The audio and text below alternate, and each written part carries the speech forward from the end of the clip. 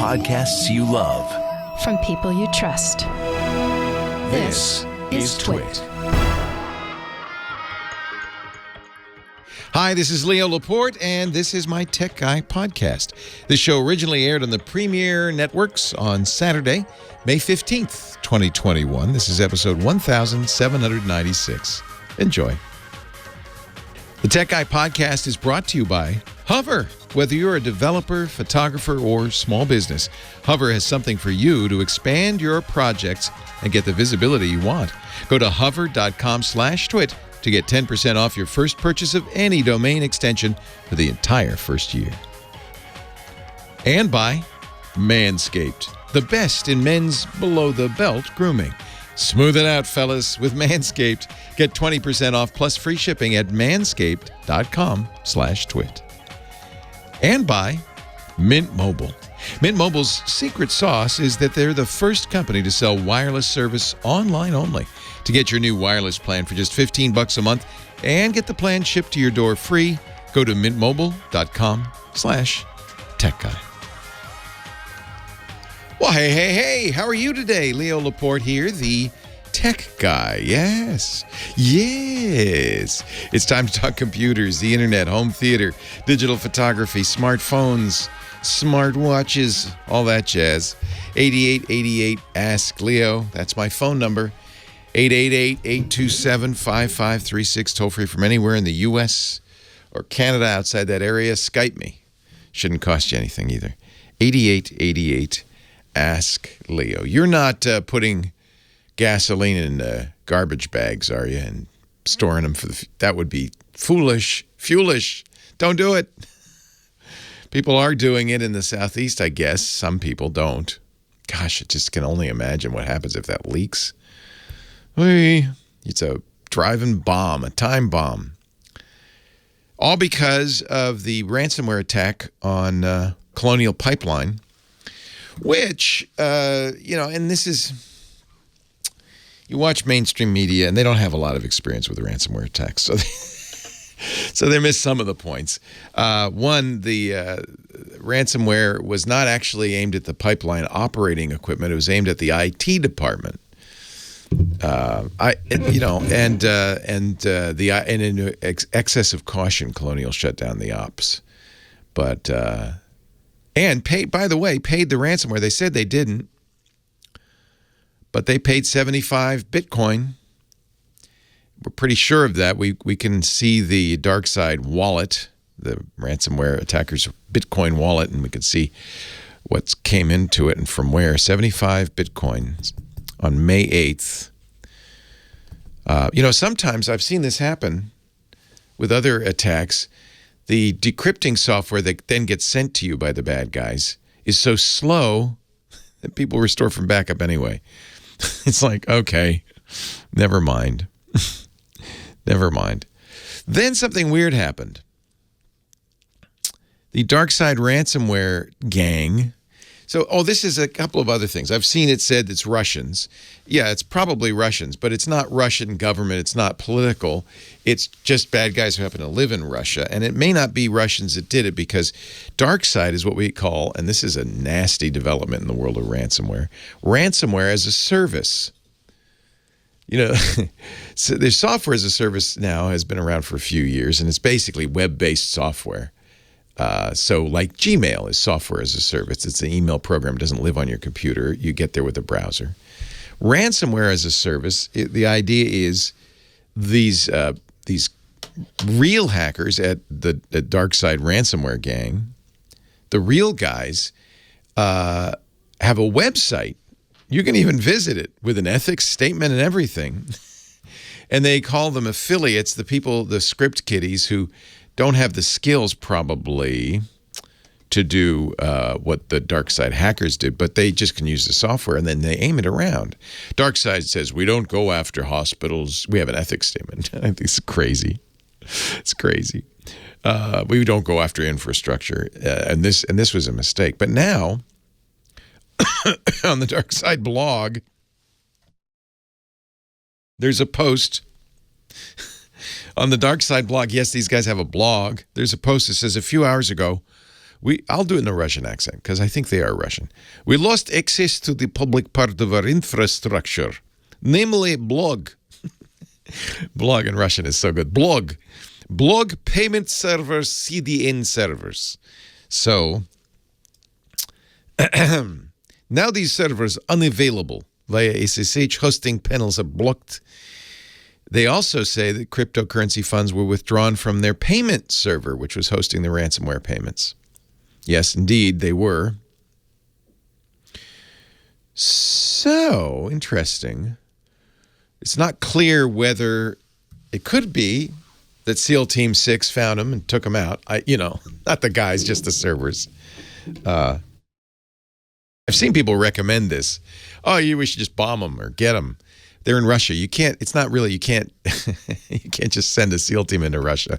That has some significant diplomatic issues there. But you could, if you had some smart guys, you could take down some of their servers if you knew where they were, and it wouldn't be too hard to figure that out, just as we've kind of figured out where their Bitcoin wallet is. So maybe government did it. Maybe there's also a thought that this is just a convenient way for the dark side folks to silently disappear, because I'm sure the heat is on. The heat is on. The president himself said, we're going to go after the group. So President Biden said in a press conference on Thursday, we've been in direct communication with Moscow about the imperative for responsible countries, hint, hint, Vlad, to take decisive action against these ransomware networks. We do not believe the Russian government was involved in the attack, but we have strong reason to believe the criminals who did the attack are living in Russia. It's kind of known that's where DarkSide originated. There's a lot of good programmers out of work in the former Soviet Union. Some of them have turned to lives of crime, as Batman would say. So, what happened? It could be that it could be a ruse using the president's statements as a cover to shut down the infrastructure and leave without, giving the affiliates their cut. We don't know what happened to money. It disappeared. He's gone. Never trust a thief, right? It's actually happens enough that there's a name for it, the exit scam. The Justice Department won't say. There is a lot of heat on these ransomware gangs. There's another gang, Revil and Aviation. They have also made some statements saying we're going to stop. We're not going to attack healthcare, educational institutes, government networks. We're not going to do that. Now, the Irish health system's down thanks to ransomware. I think, it's interesting. I wonder if law enforcement in our nation and others have the capability to find and prosecute these guys. And, most of this stuff can be done pretty anonymously. But, you get a good enough investigator on it. Hey, we found Osama bin Laden. It was, years of work and some very clever investigations. And I'm sure that his OPSEC, that's what they call it, operational security, OPSEC was as good as it can get. So, I'm sure these guys, as good as their OPSEC might be, maybe you're feeling some heat. Good. Pipeline's back up. The gas is flowing, so don't worry about that. You could stop putting gasoline in plastic bags. Probably never was a good idea to do that. Just you might want to stop. Stop now. The shortage, almost certainly the shortage was caused by the hoarding, not by the pipeline shutdown. The pipeline wasn't shut down long enough to really make it a big problem. See, panic. In fact, I have friends in the tech journalism business and the security business who say, really, the media caused the shortage, not the bad guys. The bad guys, got their money. They got their money. It's a crazy world we live in. I'm just saying, it's in so many ways. We can talk about that. I like to stick to the tech, whatever possible. We can talk about that. We can talk about anything on your mind. I can help you with your printer. I prefer not to, but if you have to, okay, we can do it. If we have to, we can. 8888 Ask Leo's the phone number. I don't want to, but I could if I have to. 8888 Ask Leo. Website, by the way, where we write everything down is techguylabs.com. Techguylabs.com. I tell you that so you don't have to write anything else down. It's all about, making it easy for you to listen to the show, enjoy the show, relax, have fun in the show, but be able to find the information from the show, even answers to your particular questions, on the website, techguylabs.com. James DeRuvo writes it down, goes up there as text. A couple of days later, audio and video from the show will be there. The website itself is divided into episodes. This is episode 1796. Wow. I have to say, when we started doing this in January 2004, I had no idea I'd still be doing it 17 years later. Amazing. Amazing. Episode 1796. Each show is divided in hours, 1, 2, and 3. Each hour into segments, 1, 2, 3, and 4. You should be able to find what you need just by drilling down. But there is a good search there. You can even search past episodes. It's all there for you. Free, no sign up. I'm not going to nickel and dime you. No, got great sponsors to do that. No, not nickel and dime you to pay for the website. TechGuyLabs.com. Ladies and gentlemen, I give you Kim Schaffer. I wish I were that kind of guy that could, write songs for people and dedicate them and all that, but all I can do is play a record. And I'm not even doing that. Hello, Kim Schaffer, phone angel. Hello. Another great pick from Professor Laura, our musical director. That voice sounds familiar. What is it, Louis Capaldi or something? Who is that singing? Oh, I don't know. Strava. No idea. Never heard that That's one how before. Laura said it. I don't know what that is. Anyway, hello.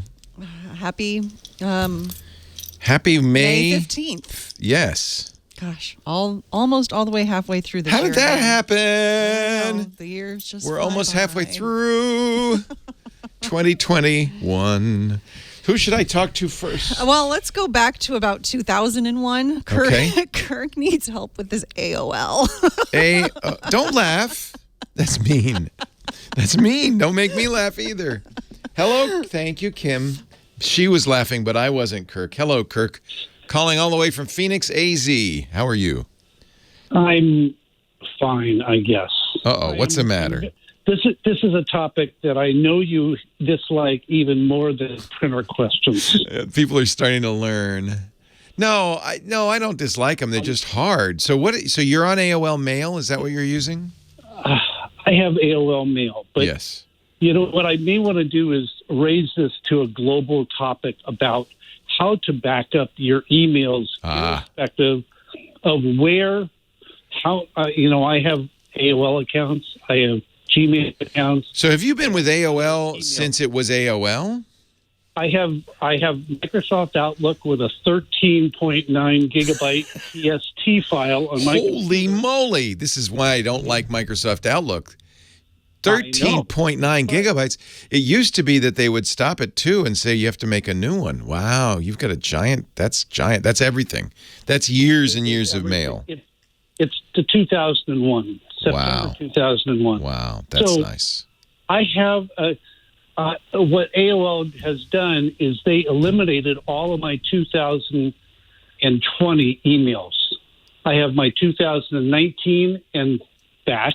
How dare they? On AOL. AOL should never eliminate anything. But they're not AOL anymore. They got bought. Right. And now, by the way, they got sold again. So this is a good time to get out of the AOL mail business.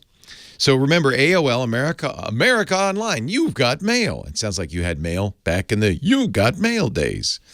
And then AOL, in fact, for a long time, before there was the public internet, people would just use AOL. That was their, quote, internet, their online service. Right. And then the summer, I think it was 95 or 96, when AOL started giving people access to the internet, scared everybody on the internet, said, here comes everybody, oh no. And then AOL got sold to Verizon in 2015 for $4.4 billion. And now Verizon is dumping off all of the stuff they acquired with AOL and Yahoo. In fact, they sold the whole kit and caboodle to a private equity firm is what they call it, Apollo Global Management. I don't know if that transition has occurred, but you can pretty much be sure that when a private equity firm buys something, they're now going to try to extract their money out of it. They got a deal. I mean, they bought the whole kit and caboodle for $5 billion, including AOL and Yahoo. So I would say it's time to get out of AOL for sure. Okay. Well, so have you've been downloading the mail into Outlook all this time? Yes. Well, that's why it's a 13.9 gigabyte file. That's everything. I understand, but I also download it onto my iPhone and my iPad. But because when I updated the iOS on my iPad, I had to reboot my system. It didn't download my 2020. And that's when I realized it has eliminated all my 2020 emails. So I have my 2020 and other emails on my iPhone. Good. On my computer. Good. But not on my iPad. And the next time I buy an iPhone, the same thing's going to happen. It won't have any of my historical emails. Is it in the iPhone mail program, or is it in the separate AOL program? Where is it? iPhone mail. Oh, good news. You have lost nothing. So you want to basically, what you really want to do is get it out of all these disparate formats and get it into, really, the funny thing is, the best way to do this, and it seems crazy, is to have a text file for each mail. And that's the old-fashioned way to do it. And then you would have to have some sort of software to search through it, although because it's now text files. So it's easy to do, lots of programs will do that. You can export from the Outlook. As you know, Outlook has lots of ways to export it. You can copy the emails. Let me think of the best way to do this.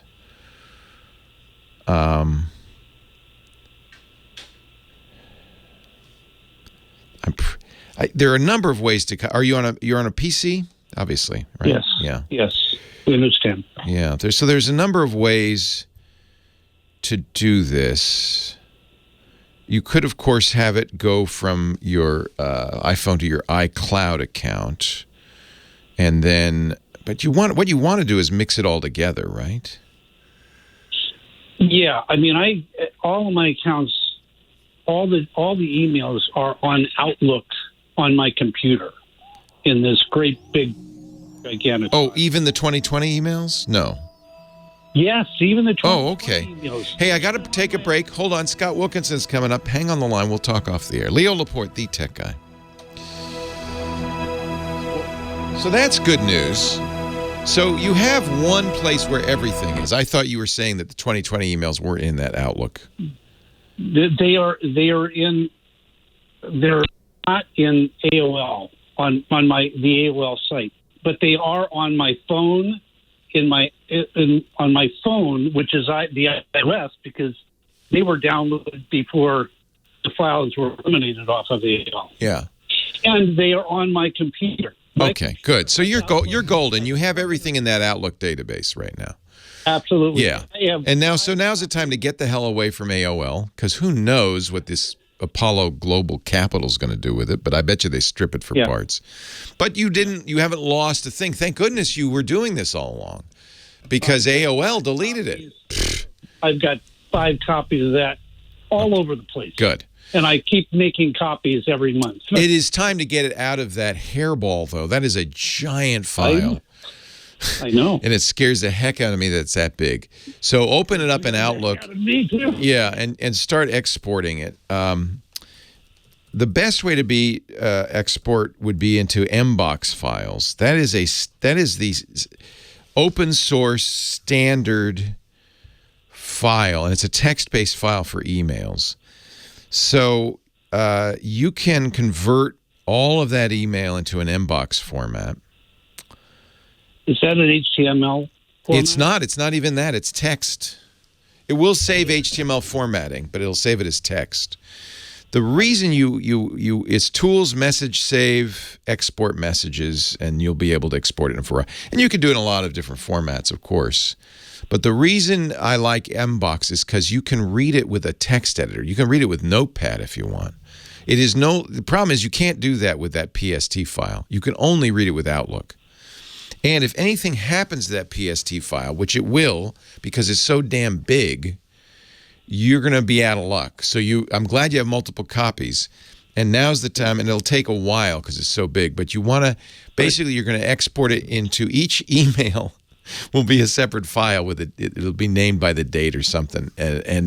But then you have a big folder. Actually, you'll have multiple folders because each folder will make its own folder. So you have the same structure as on Outlook, but you'll have it as files on a disk. And actually, if you took those and zipped them, for instance, it'd be much smaller than 13 gigabytes. There's a lot of overhead in what Outlook's doing. Right. But at that point, you can look at Thunderbird. There are a variety of email programs that will open those Mbox files. Thunderbird would be a good choice. Mbox is the standard for email storage. It's open. Nobody owns it. It's not Microsoft. And so there are a lot of MUAs, mail user applications, that will view Mbox. Okay. And I presume the reason you want it is to search it, right? No, I just want to keep it. You just want a record. I don't want to lose it. Yeah. I don't want to lose it. Well, you're doing the right thing by backing up the PST file, but I would still get it out of that proprietary format too, because at some point, you just text is the best because everything can always read it forever and ever. The other thing that's in the PST files is my calendar. Yes. And all of my contacts. Yes. That's another matter. That's different. You will want to export that in a file that you could, my recommendation, have Google Contacts and Google Calendar read it, because then it's in a standard that everything could sync up to. Your iPhone, your Windows, everything. But to do that, you need to get a bridge that bridges Outlook into the Google. And you can download those. There are programs to do that. But once it's in, I like Google because it's standard. It's an iCal. It's a standard iCal format. You can export it everywhere. It's just it's a standard way of doing it. Then, and then the other thing that I've always done is I've synced my iPhone and my iPad from my computer, but iTunes is going to stop doing that. Okay, I don't have time to answer that one. Okay. Thank you, because I got to go to Scott. I'm sorry. The podcast today brought to you by, not this guy, Hover.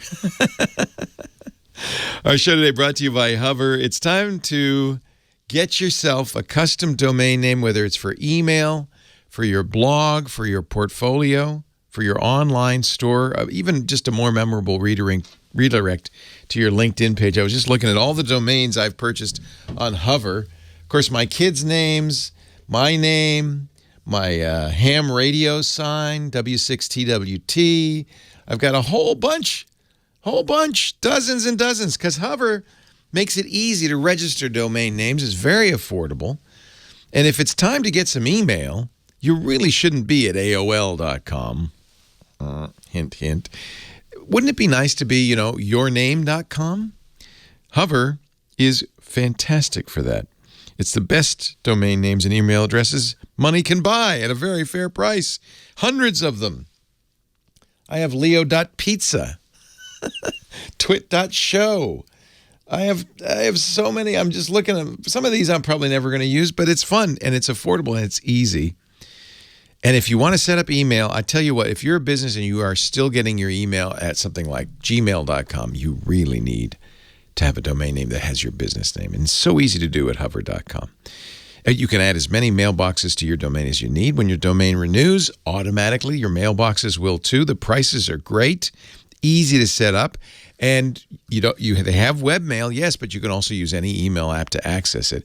If it's time to move away from Gmail or AOL Mail or Hotmail, it's time to move to Hover. But the nice thing about Hover is and one of the reasons I have so many domain names, when you sign up for a domain name, they don't upsell you. They don't sell you stuff that you don't need. They don't, try to get you to sign up for something you don't want or web hosting. They don't even do web hosting. They just give you the stuff you need. They automatically, you get Whois privacy, so your home address or your business address and your phone number are masked. That's a must, and that just comes with your registration. The other guys upsell it. You get great pro-level tools for domain and email management, intuitive and easy to use. But they also have a very simple solution called Hover Connect. If you're connecting it up to many, many different sites like Squarespace, WordPress, and Shopify, things like that, you just press a button and boom, automatically your new domain is ready. And what I love about Hover is at Hover, you're not a source of data. You are a customer. Take back control of your data with reliable, tracker-free email and a domain name from the best domain registrar in the business. Hover is trusted by hundreds of thousands of customers. It's all we use. And if you're a developer, if you're a photographer, if you're a small business, you really need a custom domain name. Everybody does. I have a family name for my email. That's just the best way to go. Go to hover.com/twit right now. Get 10% off your first purchase of any domain extension for the entire first year. HOVER. We love them. Hover.com/twit. They've been sponsors for a long time on the Tech Guy Show, and I really appreciate it. I appreciate you're using that address, too. You'll get 10% off your domain extension for a full year, but we'll also get credit because they'll say, oh, you must have seen it on the Tech Guy. Hover.com/twit. If you're looking for a domain registrar, if you've got another one, try Hover. It is the best. It is the best. Hover.com/twit. I'm just looking at some of these. Oh, some of the more recent ones. I just recently got LipLock. Remember that? LipLock.live. I've got Laporte.chat. That's a good one. And the most recent one I got, somebody in the chat room said, do you have, or he said Etropal Oil, which is my name backwards. And I realized I should really get etropaloil.com. There's the push button connect, by the way. I don't know what I'm going to point that to. Right now, it's just forwarding to my blog. By the way, that was about the easiest thing in the world to do. Just boom, pressed a button. But I could also connect it up to Squarespace, Etsy, Shopify. I don't know what Duda is, but I could connect it up to Tumblr. There's a whole bunch of them. I have my Laporte.camera. No, Leo.camera is for all my photography. That's hooked up to SmugMug. Hover.com/twit. What is hip? I don't know, but I guess this guy might. Ladies and gentlemen, it's time for home theater expert Scott Wilkinson, hipster extraordinaire, and the contributor at techhive.com. And I just want to say, you recommended last week those Sennheiser IE300 earbuds. Yeah. Did you get them? I got them the minute you recommended them. I know they're $300. That's expensive. But you were right. They sound as good as any headphones I've used. It's really nice because we're going to Hawaii in July, and I need something I can put on and wear in the airplane. I don't want to bring big over-the-ear or my expensive $1,000 headphones, which you don't want to fly with that or travel with that. No, you do not. But these are quite good. I'm so happy you recommended them. I've never heard earbuds so good. Yeah, no, nor have I. And the bass, whoo! Yeah, but it's not overpowering. That's one of the things that really I love about these is that it's balanced. The bass is there, and you can hear every bit of it, but it doesn't overpower the rest of Well, sometimes when I hear a big bass, I go, am I going to hear the high end? So I listen for hi-hats, cymbals. Exactly. And that's crisp and clear, and it's all there, too. Yes. So it's a really nice, I think it's a little bass heavy for me, But okay. But that's what kids want. That these days to sell It's headphones. the kids these days, yeah, right. They want that. But it sure sounds good. And I listened to it on lossless classical music from Prime Phonic, which is my preferred provider for lossless, and it really sounds good. Apple's about to introduce lossless iTunes music. Right. I did see something about that, yeah. High res, 24-bit. So that is going to stimulate. What's ironic is people are still going to listen to it on crappy wireless AirPods, but Bluetooth, yeah. Anyway, but there it is. It's going to stimulate the interest in that, I think. Yeah, I agree. One other thing I love about these Sennheisers is the ear hook. Right? Yes, it's got a little hook that hooks up behind your ears, and it keeps it stable. Yeah, as long as you get the right ear tips. I hope you found the right ear tips. The ones that came with were the mediums, and they were fine. But I decided to step up to one size bigger, the biggest they had, and it seals a little bit better. The seal is critical to the bass. Obviously. Well, and the whole sound. If you don't have a good seal, it'll sound. The bass will be very weak, but the overall sound will be very tizzy and thin and fizzy, and you'll hear. So you really need a good seal, and that also, of course, is important on a plane for shutting out ambient noise. Although I recommend that you not put them in while you're climbing to altitude or descending, because the change in pressure I know. might be a problem if they're sealed in your ear canal too well. Yeah. Anyway, I just wanted to follow up on that last week to concur with your review. I think you were absolutely right, and they sound wonderful. I'm really pleased. Yeah, I have a lot of very expensive in-ear headphones, and these are the nicest by far. So. Now, interestingly, Sennheiser just announced this week the IE900. Oh, dang it! No. You'll be totally fine. Does it cost $900? Oh, like $1,200. Okay, fine, thanks. So they got acquired by this Swiss hearing aid company, Sonova. So I wonder. Yeah. But it sounds like they're just going to continue on doing what they're doing, and now they have some capital. It's probably good. It's probably a good thing. And Sonova, as far as I know, has said they're going to keep the Sennheiser name. They're going to keep the units separate. They're going to keep making, consumer products. Yeah, that's good. Sennheiser kept their Pro division, apparently, the Neumann mics and the professional headphones. So, that'll keep going. And the Sennheiser consumer will keep going. But yeah, I don't know if I'm going to get these IE900s. I mean, it'd be nice to see what... You should review them. 4 times the amount of money gets you. I feel like it's too much to spend on earbuds just because they're so small and easily crushed. Yes. But I also don't plug them directly into any phone because I have no headphone jacks anymore. Yeah, I know. So I use that, and you recommended the hip DAC from iFi. And it does sound really good with those. So, really good. Yeah. Really good. Well, I'm glad. I'm glad you got that, and then you agree. That's great. So what else? Well, I got an email from a self-described senior citizen in Southern California, Darlene.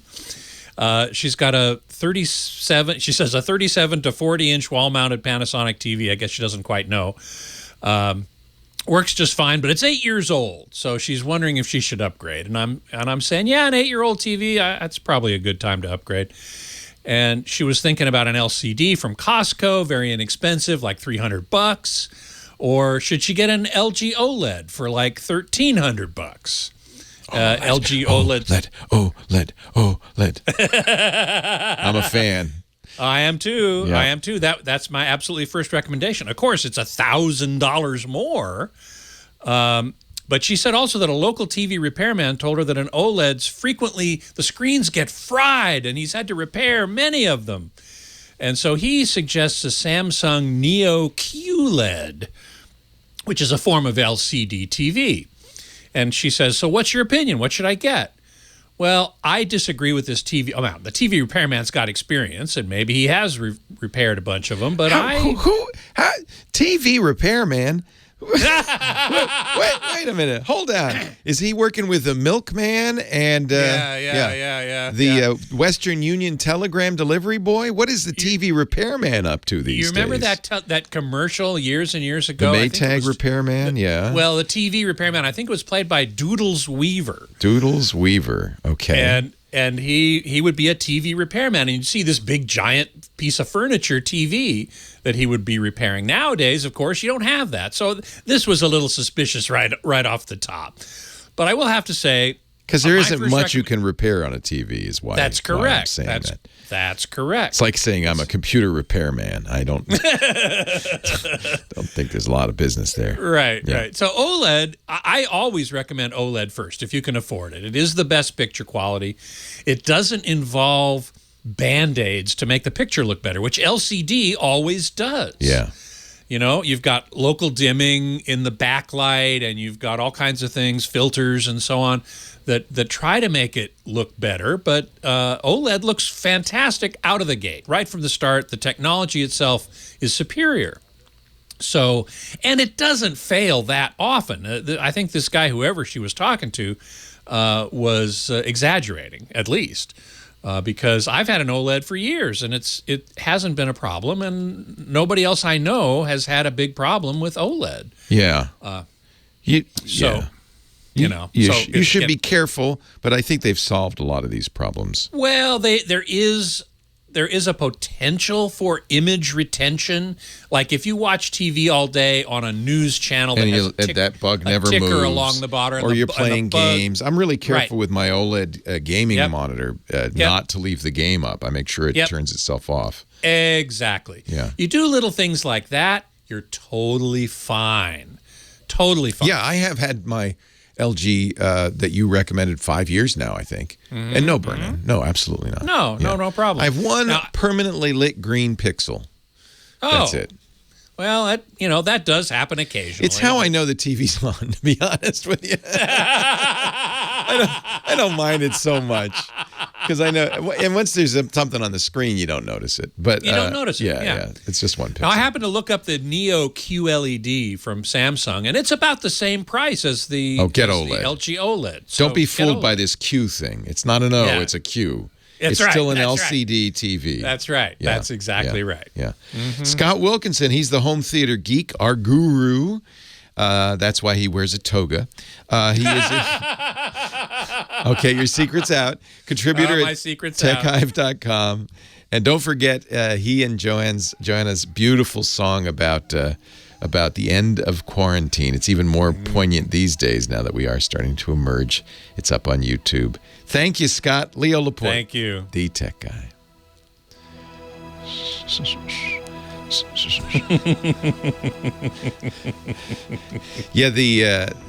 I was just really pleased with how well those sound. I just don't expect headphones in that price range, earbuds like that, to sound as good as they did, and I was really pleased. That's so great. I'm so glad you agree. Yeah, I was super impressed. I mean, those are now my in-ear. They sound great. Reference piece. They're no really nice. About it. Yeah.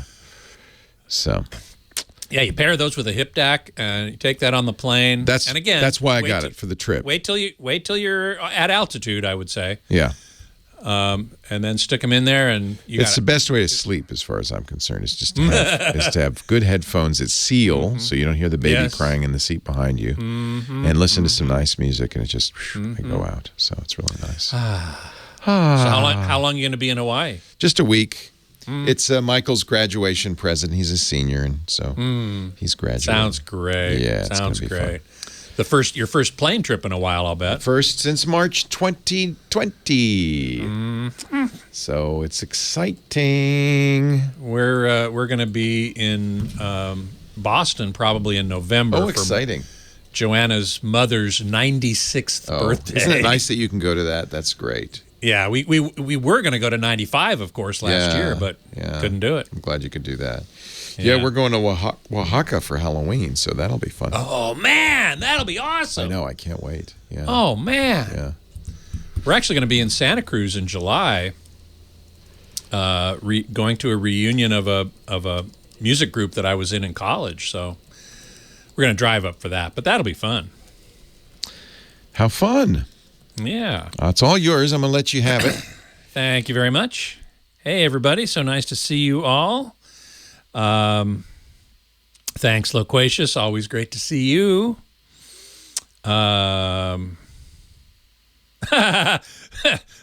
Leo and Beatmaster says, so we should watch TTG on OLED TVs for 6 hours with the logo in the lower left corner. We are not designed for that. But don't the pixels shift? Don't they do something like that? You can't. You can set them to what's called orbit.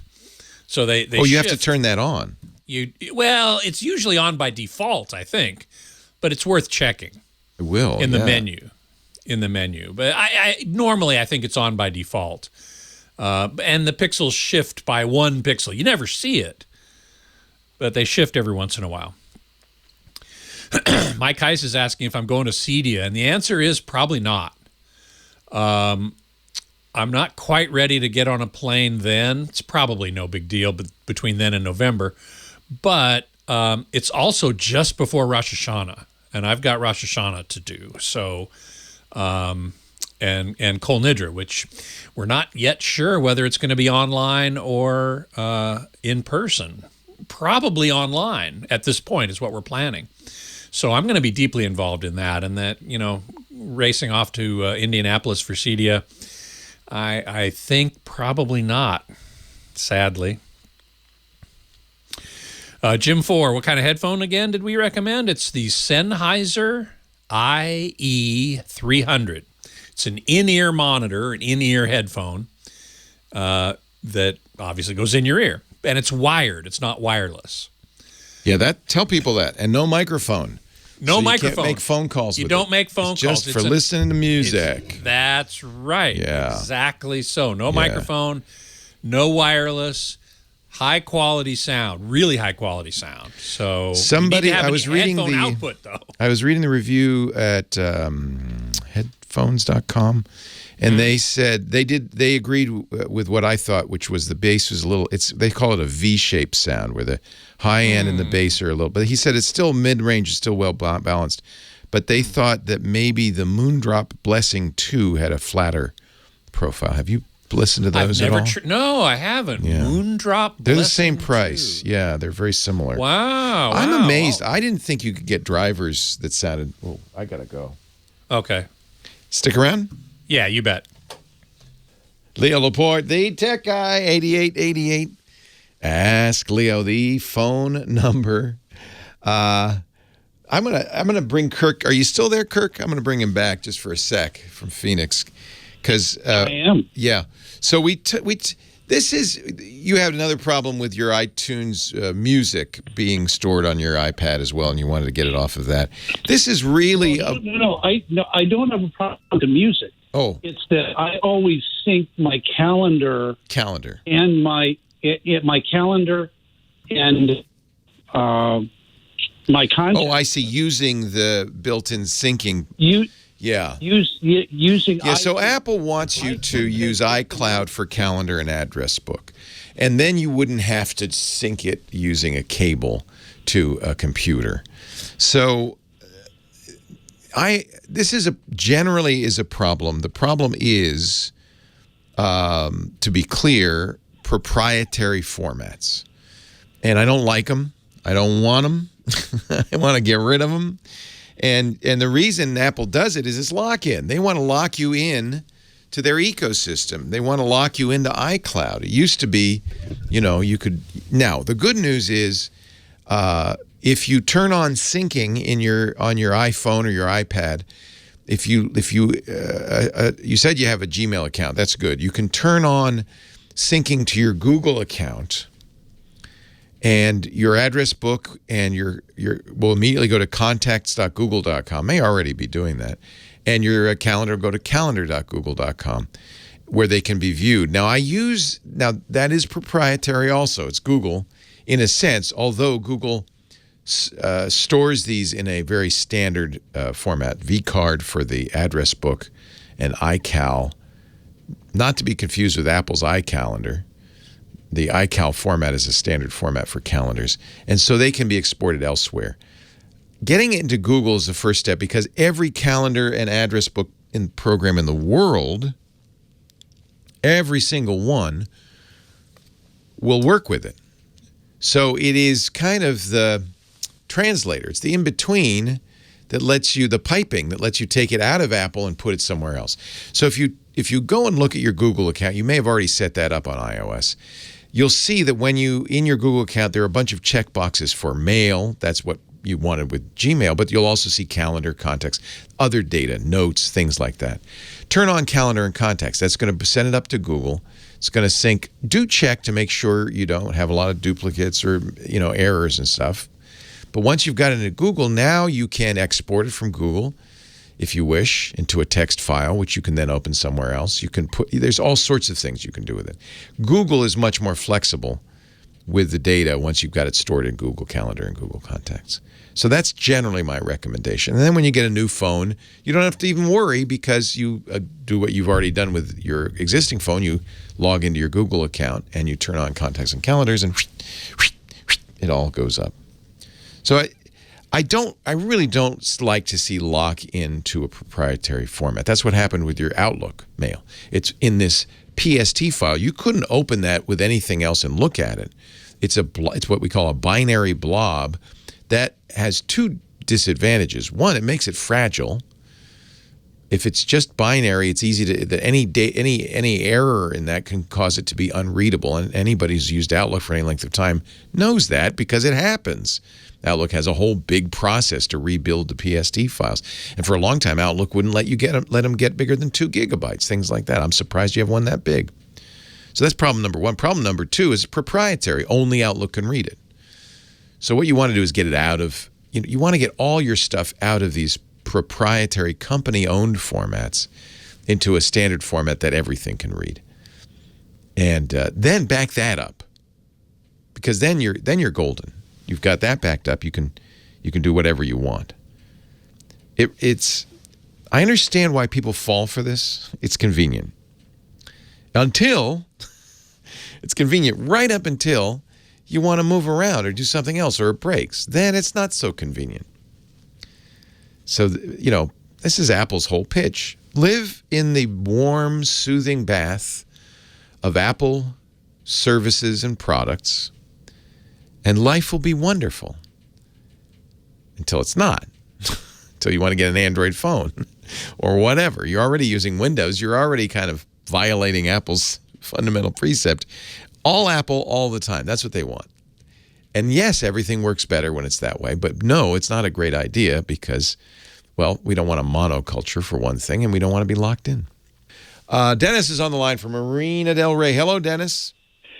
Hey, Leo, thank you so much for taking my call. Thanks for hanging on. Appreciate your great input. You have convinced me to go ahead and buy the LG C177 OLED. There's a happy camper. Scott Wilkinson's applauding even as we speak. Bravo, bravo. And I'm glad Scott is there because I need to ask you a question. Most of them are advertised for around $37.99. I found a place online that has really good reviews, and it's listed in the Better Business Bureau as A+, but they're selling it for $32.99. And I'm wondering, hey, what's the deal? I mean, I could give you the name. I don't want to do free advertising for them, but how can they sell it for $500 less than what everybody else is selling it for? Do you know, Scott, what that would be? Sometimes they do last year's model. Well, no, they say it's this year's model, and they say it's brand new. And I can give you the website. Yeah, go ahead. It's called Game Liquidations. Liquidations. So maybe they bought a store that went out of business, and there are a few of them that did, and they're liquidating the inventory. Do you think that's what's going on, Scott? I would only worry about the warranty myself. Yes, well, I agree. There's manufacturer's warranty on there, and I'm a military guy on a fixed income, and I don't want to be save the $500, of course. Yeah.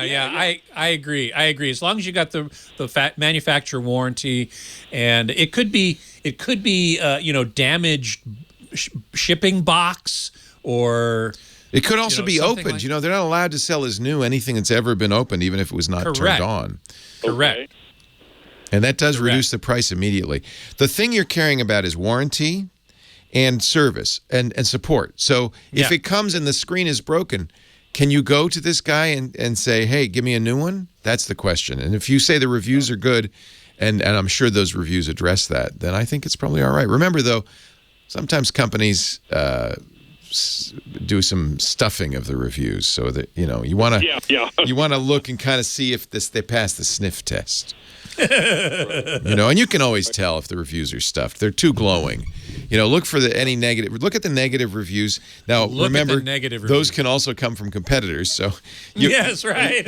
you kind of get an average out of that, right? So you think it's worth taking a shot then? As long as they will accept a return, sure. Yeah, Okay. absolutely.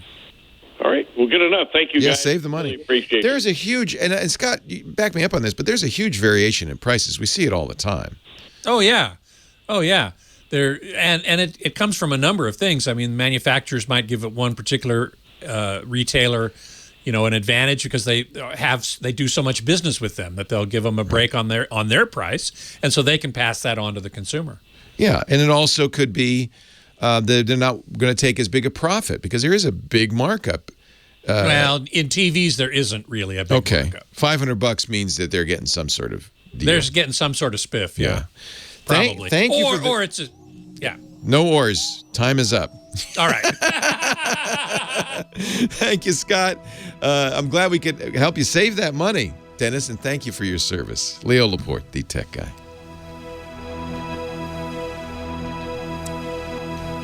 Oh, the ors, they'll get you every time. Well, or it's an open box. You said it before. Yeah, it could be an open box. There's a lot of little things. Could be a damaged shipping box. My biggest concern would be that they will take it back, that you could send it back to them if you're unhappy. And this is one of the big problems I have with buying a TV online is returning it. Returning it if something's wrong. I would make a point of, before the delivery guy leaves, checking it. As best you can. Open up the box. Yeah, if you could turn it on, that's great. But if it's UPS or FedEx, they're not going to wait around. Yeah, it depends who's delivering it. But that's always something to pay attention to. Yeah, no, I agree. Yeah. I totally agree. Chief TWiT, stream sounds like Cylon from Battlestar Galactica. Oh, no, I'll fix that while Scott goes and does his thing. Yeah, I noticed. Did you turn your original sound on? I don't do that part. You don't do that. I know. But I do now, and I make sure that mine is on. A lot better, yeah. Yeah, I think you might be pushing. You're a little hot, I think, is basically the problem. Oh, that could be it. All right. You're distorting a little bit at the high end. So let me take a look at the settings. You go ahead, Scott. Though. All right. While I mess with this. Hello, everybody. So nice to see you, Jamez.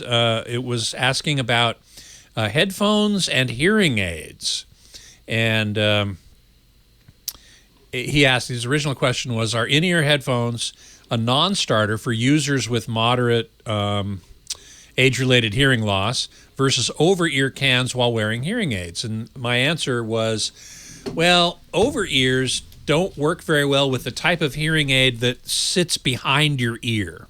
So you've got these hearing aids that sit behind your ear, and then a tiny little thing that extends a little, it's like a cable.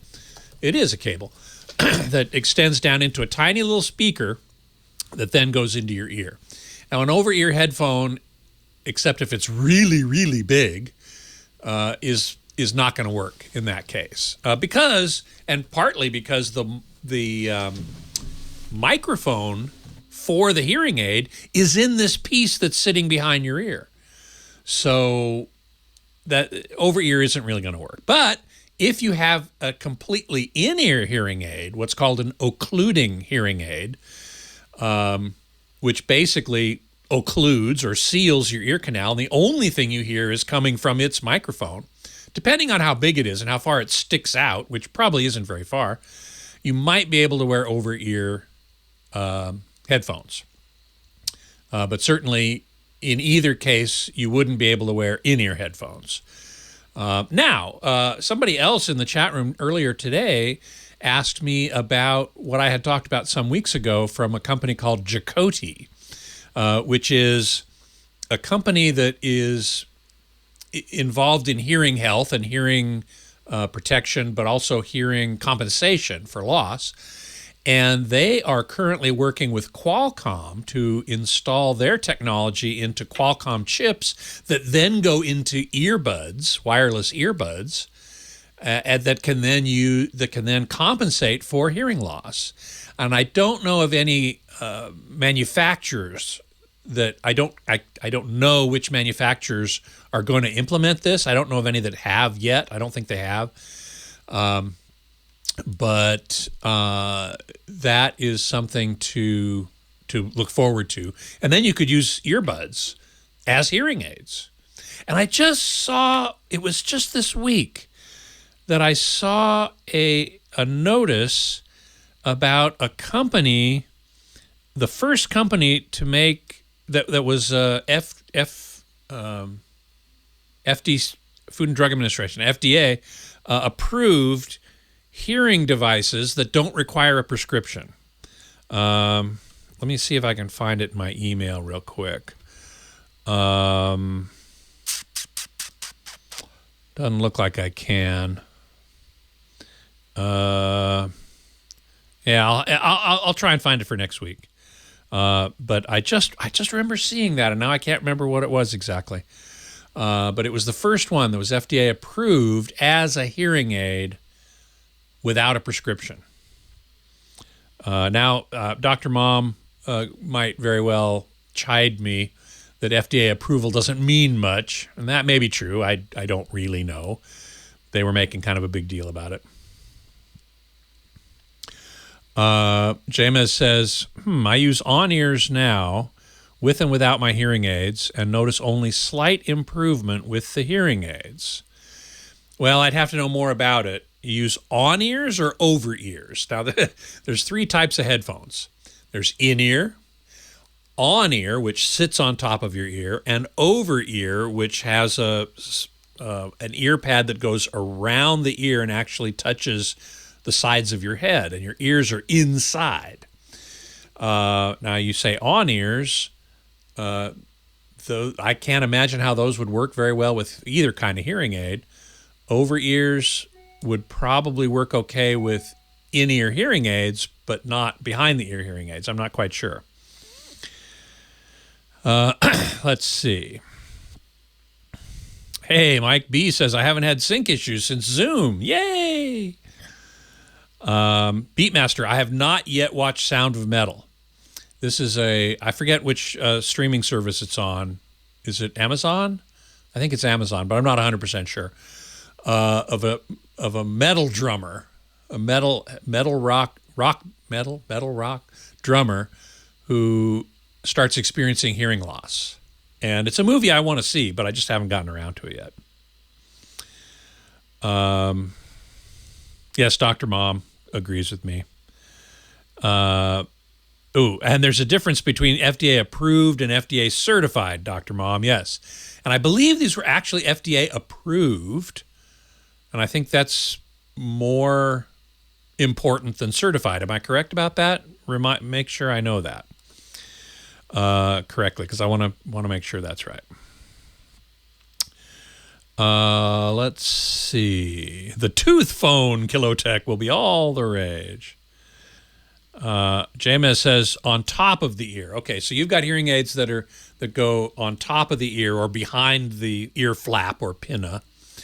And I can't imagine that any headphone would do very well with those. Because as I said, the microphone is in that piece that's behind the ear. And if you've got a headphone whose speaker is not sending sound into that microphone, it's not going to make much difference.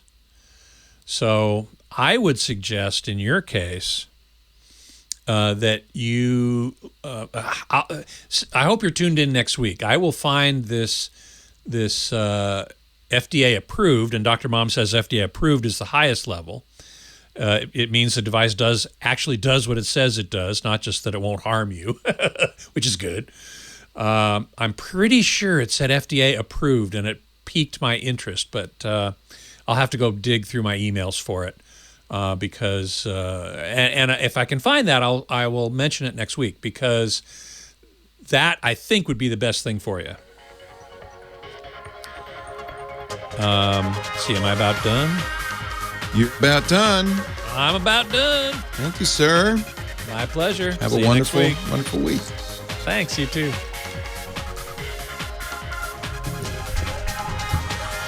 Oh, well, hey. How are you today? Leo Laporte, the tech guy. Time to talk computers, the internet, home theater, digital photography, smartphones, smart watches, all that jazz. Now, if you want to call and you want to talk high tech, you can.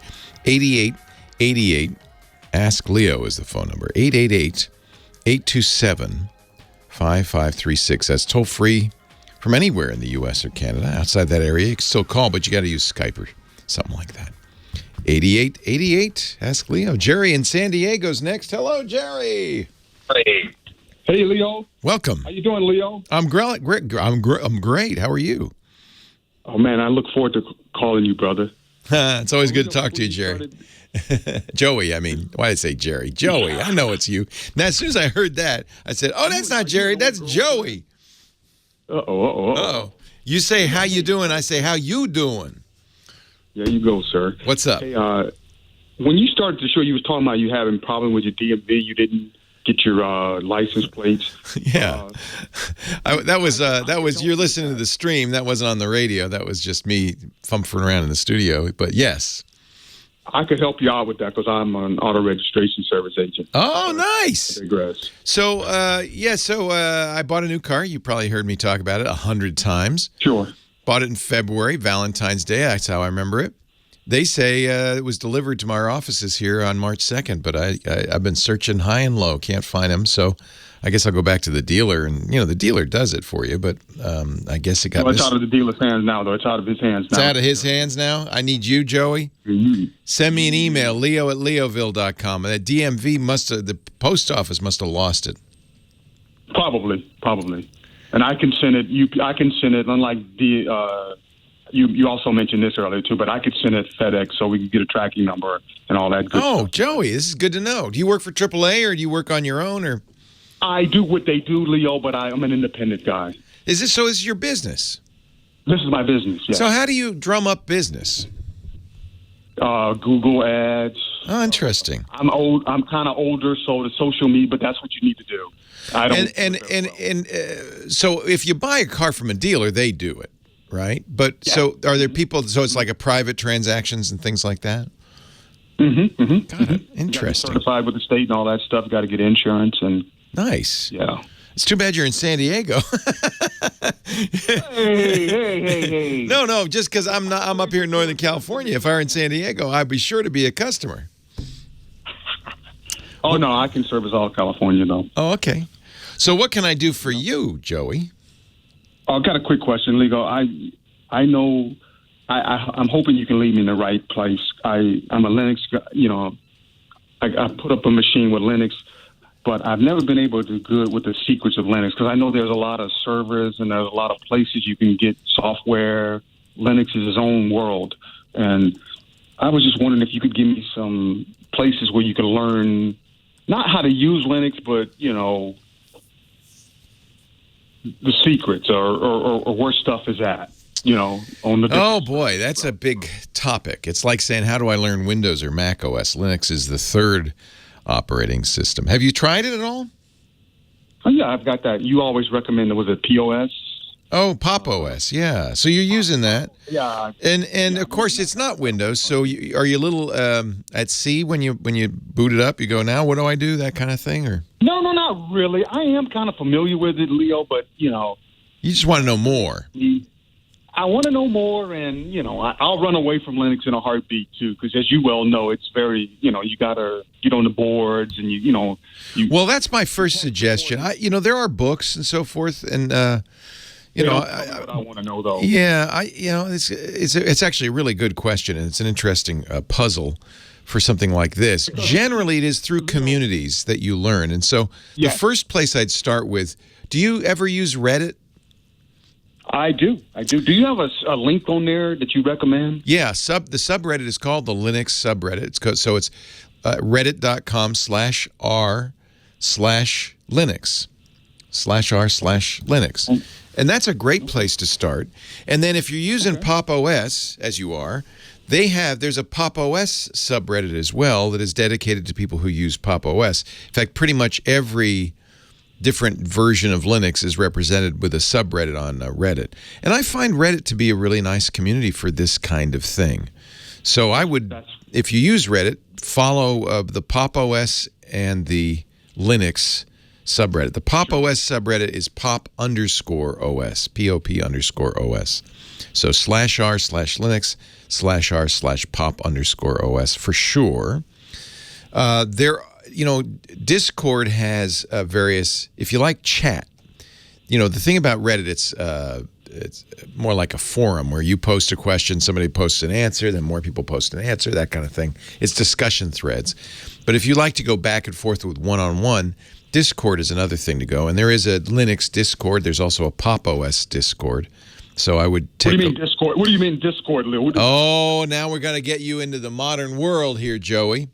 So Discord, Discord, is a free chat client that is all the rage with the under 25 set. Started with gamers. In fact, their logo is a game controller. But it's gone way beyond gamers. It's a chat room. Remember AOL chat? Remember all of that? Oh, yeah. The old days? Well, this is just kind of like that. Discord is the new AOL chat. You can download it on any platform, Windows, Mac, iOS, or Android. Then you want to get an invitation to the Linux Discord. So you can search for that, and it's usually that you just ask and it's automated.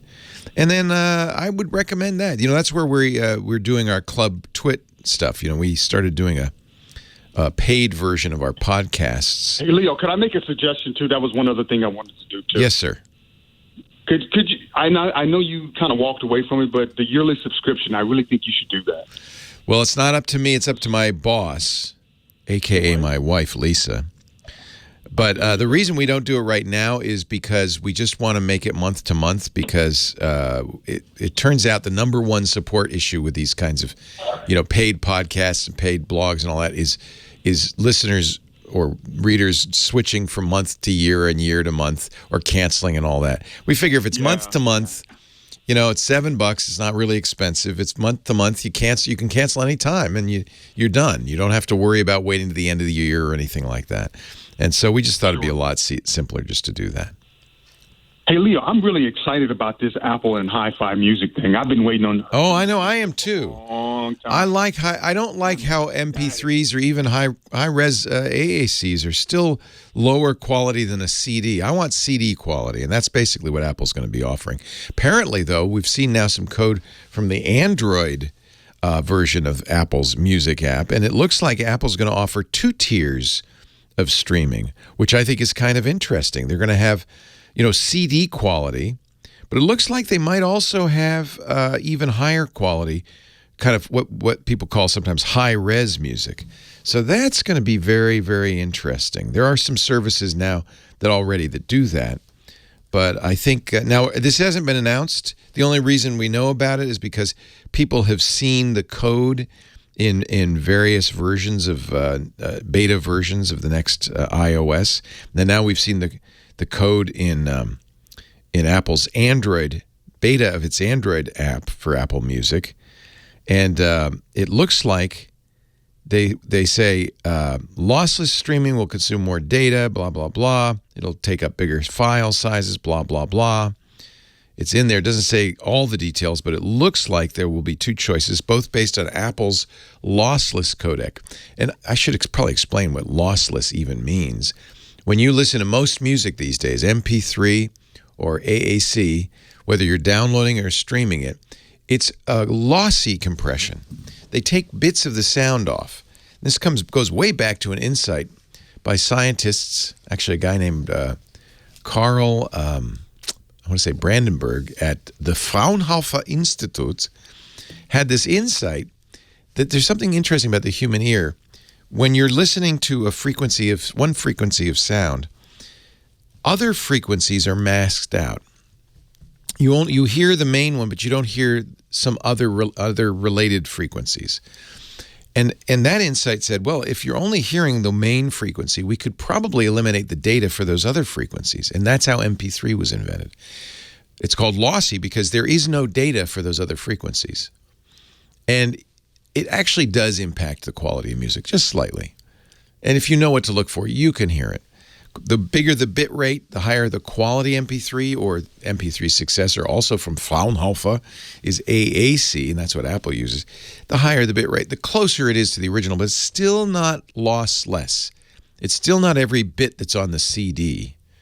There's still chunks taken out. So Apple's going to start streaming not only the CD quality, but also high res. CD is, I shouldn't have gotten into this, but it's kind of complicated. I'll do the quick version. CD, music is a smooth wave form. It's analog. But as soon as you digitize it, you have to slice it up into bits. How many slices per second you do and how many bits per slice tells you how high quality you can make this music. A CD slices the analog waves into 44,100 slices per second. That's the sample rate, 44,100 samples per second. And then each sample is 16 bits. So that means there's 65,000 possible settings for those slices. That's actually good enough. It was chosen specifically by the folks who designed the CD, the Philips Corporation, because it's good enough to represent music in such a way that humans can't tell the difference. It's still, you're losing some. It's still technically lossy compared to an analog recording. But it's what you have to do to make it digital. Often when records are recorded in the studio, they're recorded at a higher bit rate. Sometimes samples as high as 192,000 per second, and bit rates as high as 24 bits. So Apple's going to offer not only CD quality lossless, but higher resolution than even CD, closer to what the recording studio recorded when it records digitally. And I've actually spoke to recording artists. I remember talking to John Walsh. Not John Walsh. I forgot his first name. From the Eagles, Joe Walsh. Just like you, Joey. Something about Joe. I forgot the name. But Joe Walsh of the Eagles, I asked him, do you record at the highest possible digital recording rate, 192,000 samples per second at 24 bits? He says, no. That takes up too much space. Too much space. He records, now this is his home studio, but I think it's probably a very good studio. He records at 44,100 samples per second, just like a CD, but he does record those at 24-bit instead of the CD 16-bit. Anything, a little bit more is going to give you probably a more accurate reproduction of the analog sound. Now, we can really get in an argument over, whether digital can be as good as analog. I don't want to do that. But that's what Apple's going to start offering is higher resolution, CD quality plus. And that's going to happen pretty soon, we think. Anyway, I got to move on. Great question. Thank you. I hope I haven't confused everything by talking about this. Leo Laporte, the tech guy. More of your calls coming up. Johnny Jet, travel guru, too, in about 10.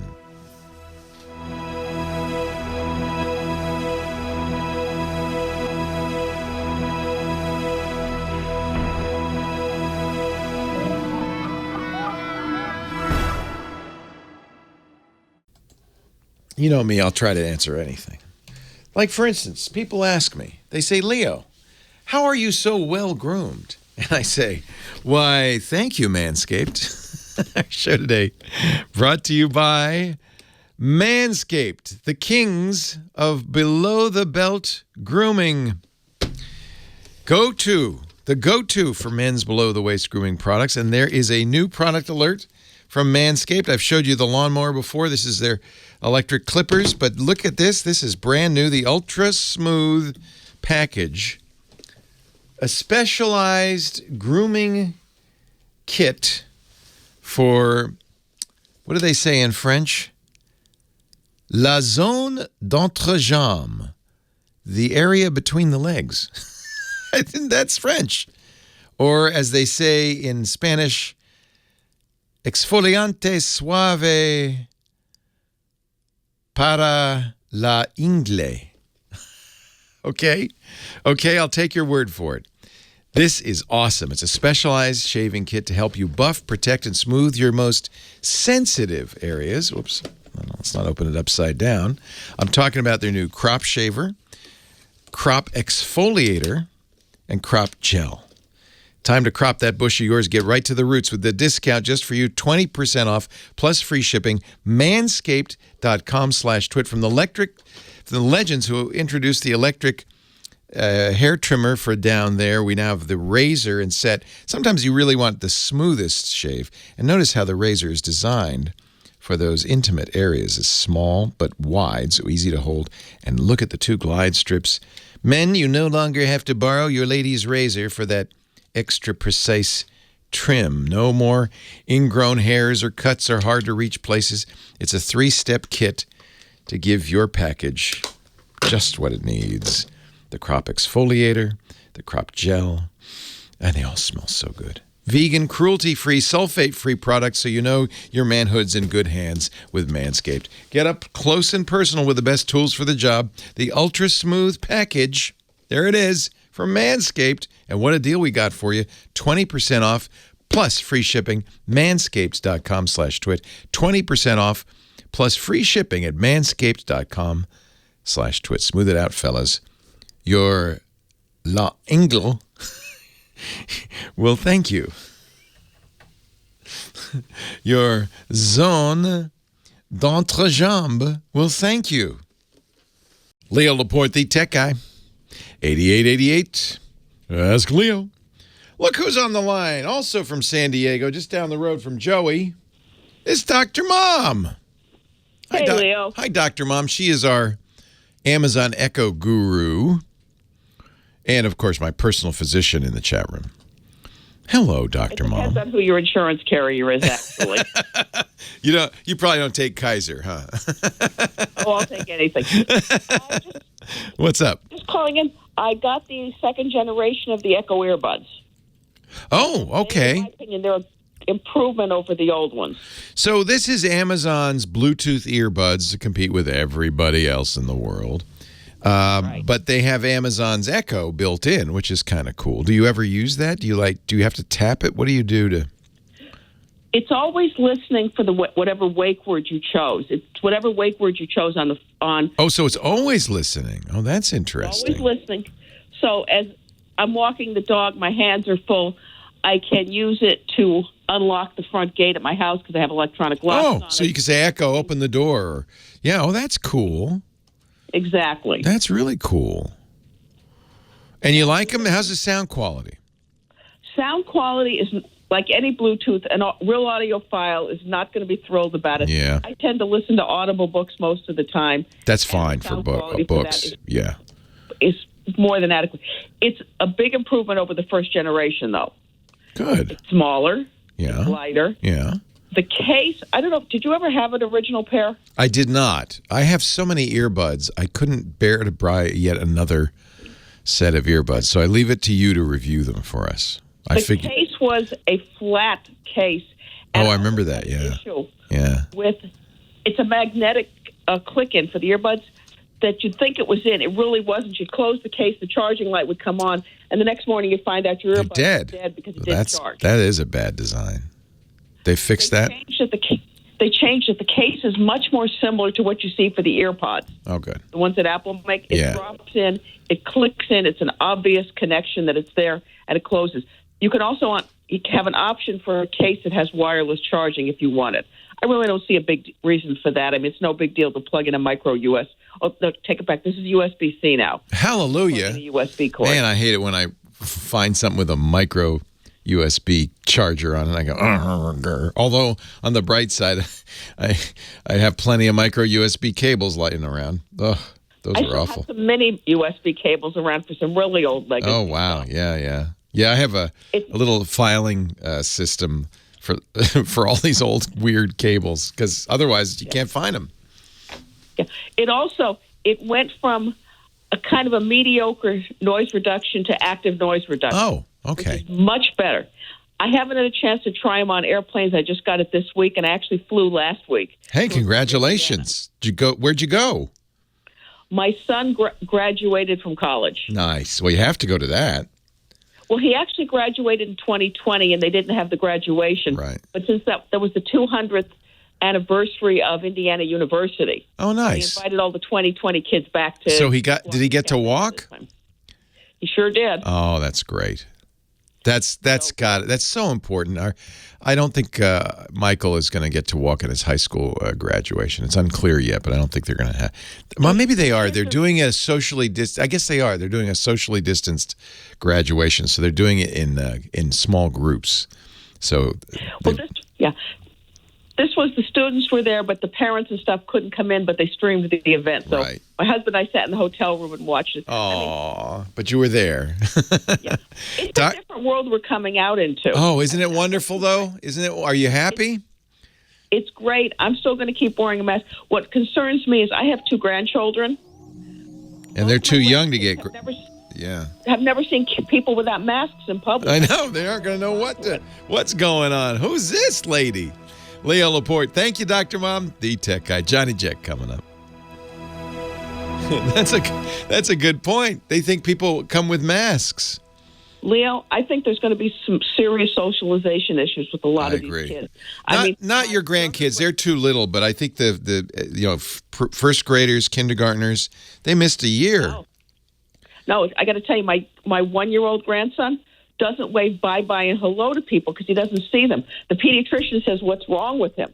Oh, boy. He has no reason to wave bye-bye or hello. And my 3-year-old, the one who's going to be 3 next month, his cat sneezed. He chased it with a Q-tip trying to swab its nose. Let me give you a COVID test, kitty. That's what he wanted to do.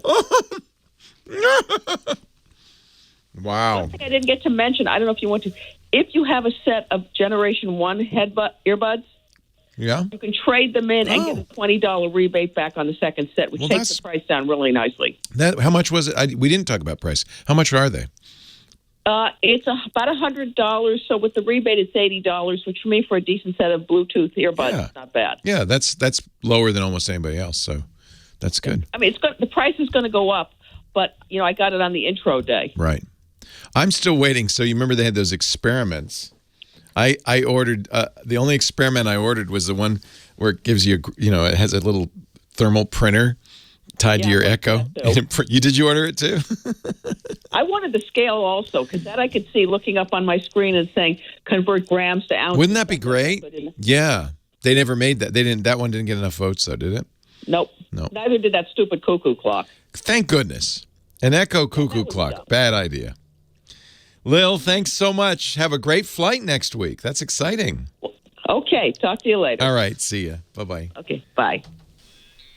He's been everywhere, man. He's actually been in the air, man. Johnny Jet, our traveling guy, has flown. It's not your first time, though. You had a little promo flight up here to Sonoma County, but you flew back east to see your dad. I know, because I saw your Instagram.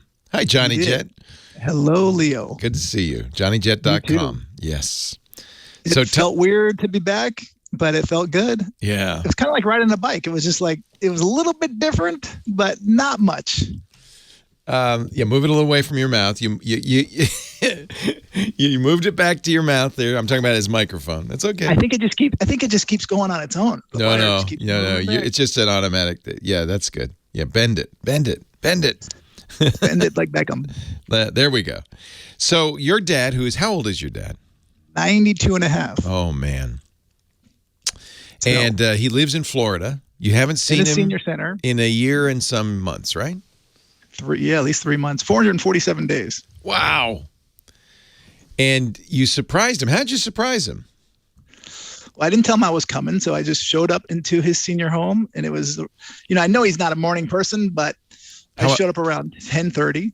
Okay. And he was in bed. I did note that. Yes. He was in bed. Luckily, he was clothed. He was clothed. I was hoping for that. It was so cute because you actually videoed you getting off the plane and getting over there and everything, and you walked in the room, and you were on the phone with him. Well, no, actually, I wasn't on the phone with him. He thought I was. He was, unfortunately, my dad's losing it a little bit. And he was talking on FaceTime with my sister, and I heard it when I walked into the door. I was like, perfect.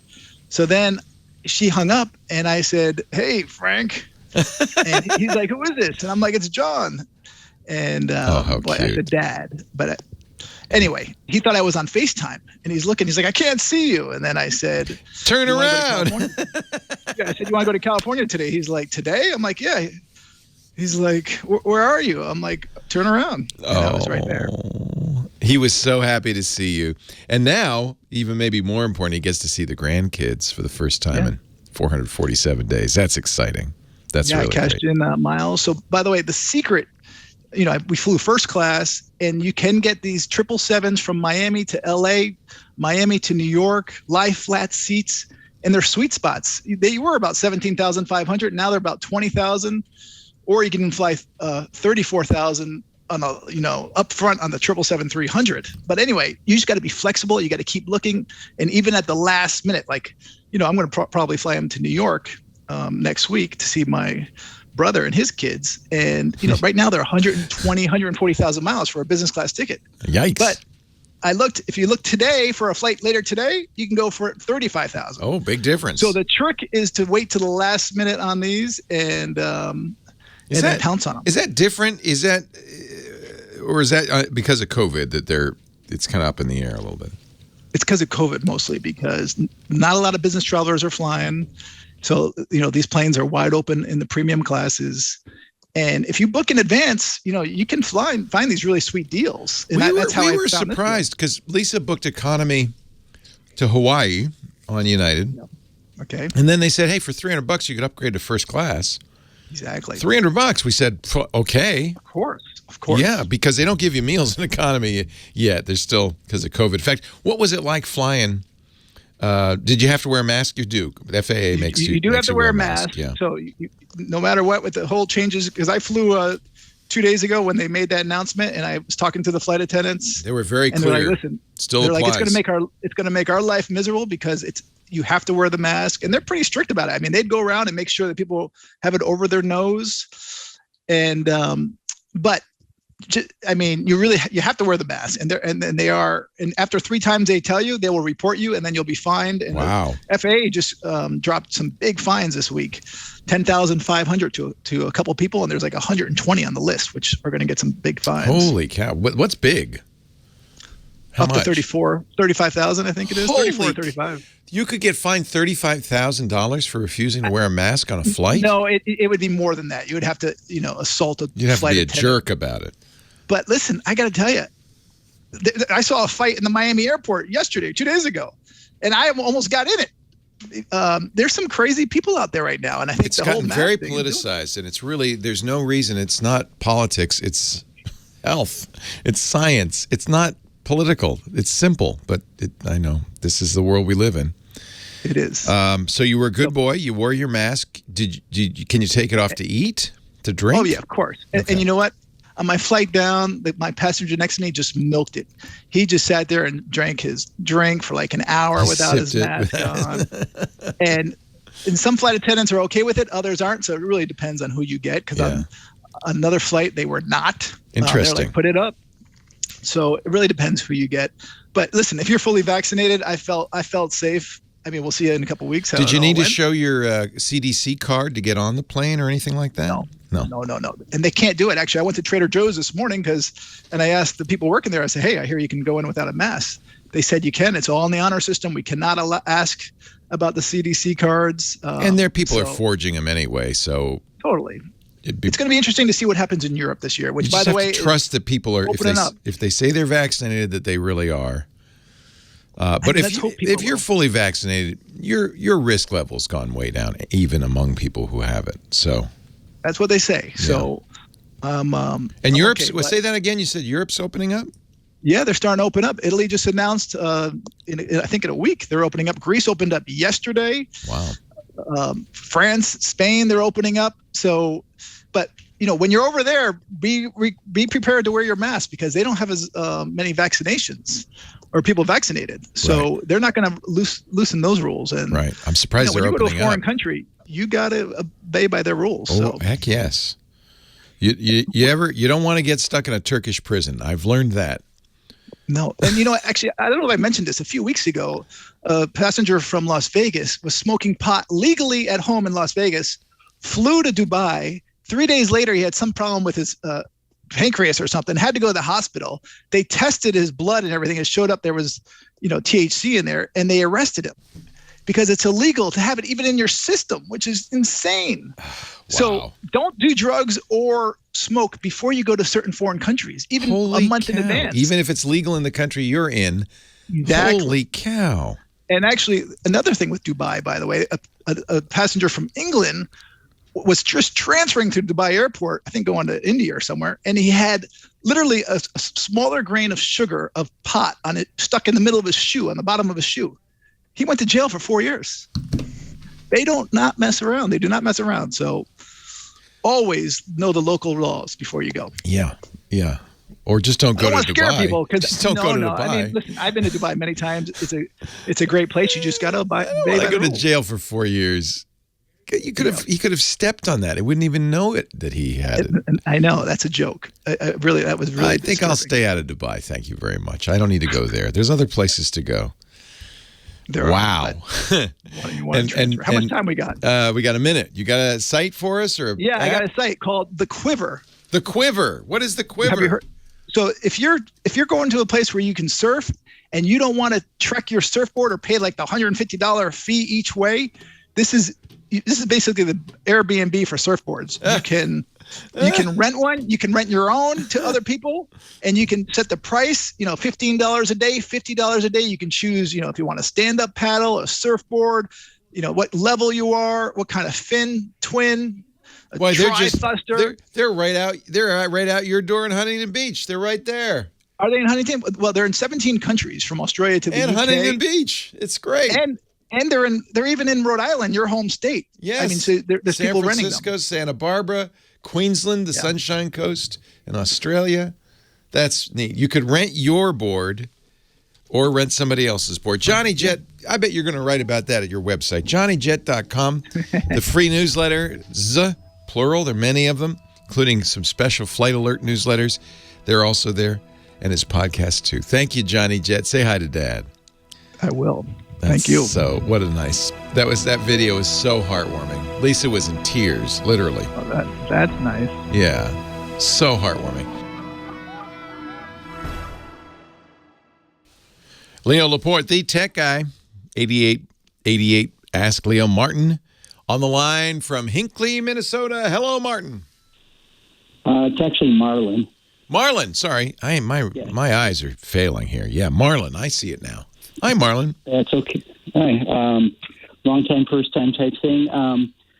What I'm wondering about is I do a lot of reports on my laptop. I use DragonSpeak extensively. It saves me probably close to $20,000 a year in dictation. Nice. Yeah, and I got an iPad at one point just because I thought it would, I've got it with Word and all that in case I needed to modify a report or something, just kind of something quick and simple. Yeah. But, at times I've heard you say how an iPad just doesn't quite replace kind of a laptop in some ways, and I think that's what I'm experiencing. And here's my goal, is that, ideally, frankly, to kind of sit at night, if it's, on the couch or in bed or something, just kind of finishing some internet hosting, surfing, and I've heard you talk about, the Dell XPS models, the Leno ThinkPad. Price isn't an issue for me, so let's put that to the side. But my want also would be to be able to maybe do some dictation, just minor. I have the other laptops for the big stuff, but potentially doing some of that periodically, and especially for something smaller, lighter, that if I just had a quick thing, I don't have to pack up the big 19-inch and put it in the case and all that stuff. And that's what I'm kind of wondering about, if you'd have a recommendation for that. Well, first of all, I wouldn't throw out the iPad just yet, because there are a number of note-taking apps that do dictation, and there's even websites that will do dictation probably as well, if not better than Dragon. Dragon, Nuance just got acquired, and I don't know what's going to happen. Microsoft bought them. I'm not sure. I imagine Microsoft will do something with it, but remember, they have their own technology built into Windows, and my suspicion is that Dragon may. I don't know what's going to happen, to be honest with you. It is spooky. Nice thing is my Dragon versions. I own the. Yeah, so it'll always work. Yeah. load it on there until it doesn't get. Well, I don't know the updates now, but there are plenty of really good PC laptops out there right now. I would stay away from HP. Has a new one that is tempting because it's really designed for doing exactly what you described. You can even tilt it forward and hide the keyboard, and you can watch movies on it. It's beautiful, but it's running an ARM processor, and my friend Paul Thurrott, who reviews these things for a living, has told me that it's just not responsive enough. It's also a little high priced. It's about $1,800, but this new HP is interesting because it's actually built to do what you just described. Sit in bed, watch some movies, do some surfing. It's just exactly that. There are, of course, any laptop will do just fine. Do you use the keyboard at all? Yes, I guess. I mean, I've got an Apple phone, and the iPad was a new thing. I am definitely PC based, so I would, maybe just look at the Elite Folio. If it's the problem is the processor is not an Intel, it's an ARM, but it is almost exactly what you describe as wanting. It has a pleather outside that's just got a nice texture. It's very comfy. You can tilt the screen a little bit so it hides the keyboard. It probably is fast enough to do the basic stuff that you want to do. I would at least take a look at it. The Dell XPS is great, the 13 or the 15. I love those. You might want to look at, if you want something really light, then the ThinkPad from Lenovo. They have a ThinkPad Nano that is surprisingly powerful, very light. It's the X1 Nano, and really a nice Windows PC. A little pricey, but very nice. And I've kind of been looking at those. If I were to kind of have to push to the top something, it would be, I'm less worried about the lightness because these are all lighter than my, 18, 19 inches. That Of course. They're just like, my gosh, and they're so small. And, do you lean more, put you on the spot between Dell or Lenovo? I like Lenovo a little better than Dell. I think they're more robust. The other one you might look at is Microsoft's Surface. I don't find those very lappable. So if you're lying in bed and you're trying, because they're not laptops they do have a Surface laptop, actually. I don't think that's good competition for the Nano. But they also make these kind of tablets that you attach keyboards to, but they're kind of unstable if they're sitting in your lap or you're lying in bed. So I think a laptop is probably a better choice with a attached keyboard. I would really look at the X1 Nano. I think this is exactly what you want. Is that a touch screen or is that Yep. You can have a touch screen if you want. You don't have to, but you can. I guess, I have not had a touch in the past. I'm wondering any thoughts about, Windows now is designed to be touch screen focused, right? But I often don't get touch screens. They're more expensive. They're not as, they're more reflective. They get fingerprints on them.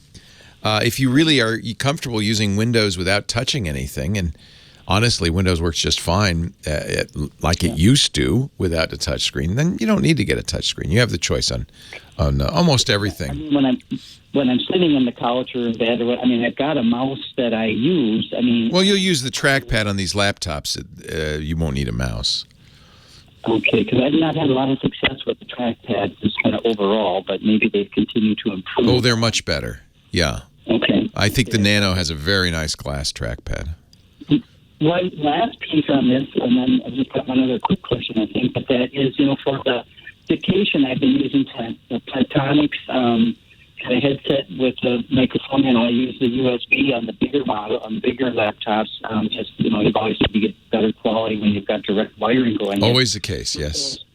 With those smaller ones, I was kind of looking at the Dell at a Costco setting, but I haven't seen the Lenovo specifically. But I'm assuming those ports, do they have, plug-in microphone headsets? You want to use USB. They do, but you always want to use USB. It's always going to be better than the ones that use the analog microphone jack. But they do have those. Yeah. But USB is always going to be better. Yeah, and that's what I have on the other. Yeah, and since you're doing dictation, quality is important. I mean, it really is.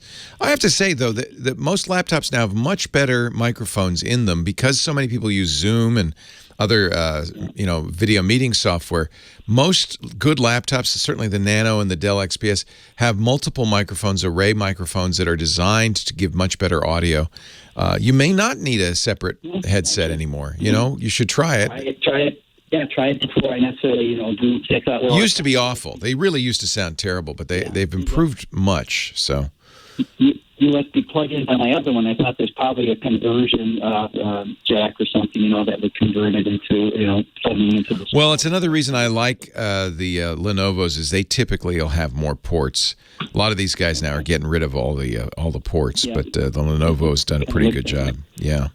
Perfect. And any kind of thoughts about like RAM or or minimum 16? I would get 16 gigs unless you're doing something fancy. You don't need more than that. I wouldn't get 8.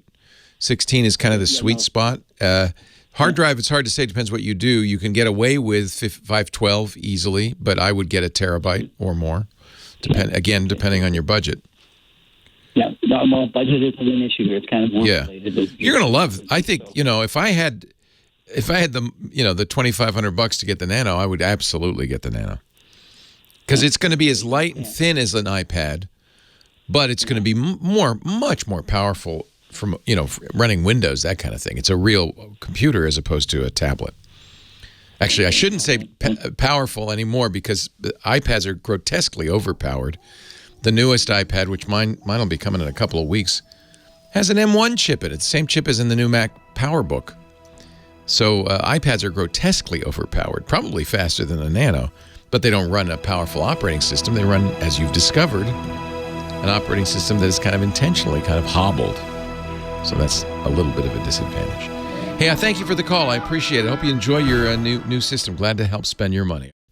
Our show today brought to you by Mint Mobile. Oh, I am such a Mint Mobile fan. See, I have a Mint Mobile phone right here. My iPhone SE this is such a deal on Mint Mobile. I got it for $15 a month, and then I got Mint Mobile for $15 a month. So for a third what I'm paying just for the cellular connection alone on my big iPhone, I'm getting an iPhone and the connection. Mint Mobile's amazing. Their secret sauce.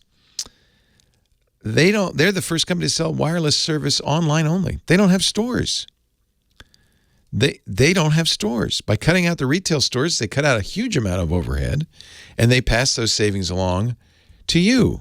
No mystery fees, no weird catches. It's just $15 a month for premium wireless service.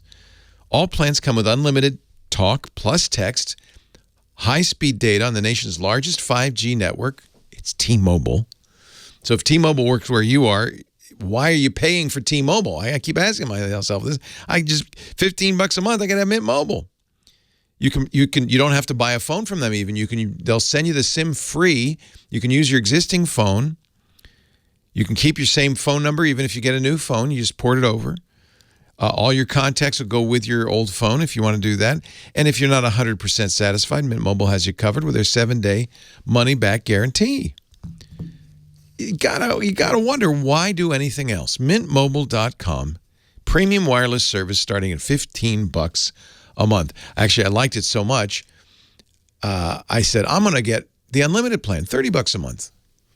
But you know what? For most people, $15 a month is going to give you all the data you need and unlimited talk and text. That's great. To get your new wireless plan for just $15 a month and get the plan shipped to your door free, go to Mint Mobile, mintmobile.com/techguy, mintmobile.com/techguy. Cut your wireless bill down. Wouldn't you love to? Who here, show of hands, likes paying their wireless bill? Well, you do if you're a Mint Mobile, maybe. I'm paying like $100 a month. Not with Mint Mobile, $15 a month. No secret hidden fees either. Mintmobile.com/techguy. Premium wireless. What a concept for $15 a month. Thank you, Mint Mobile, for supporting the Tech Guy Show. Thank you for supporting us by using that address. Mintmobile.com/techguy. Well, hey, how are you today? Leo Laporte here, the tech guy. Time to talk computers and the internet, home theater, digital photography, smartphones, smartwatches, all that jazz. 8888 Ask Leo is the phone number.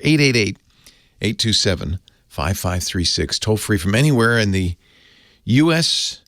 or Canada. I have to say, I've ordered the Apple announced a new iPad last month. Ordered it. I won't get it probably for another couple of weeks. Probably get it just right before they announce their new laptops, which is, I'm thinking, June 7th.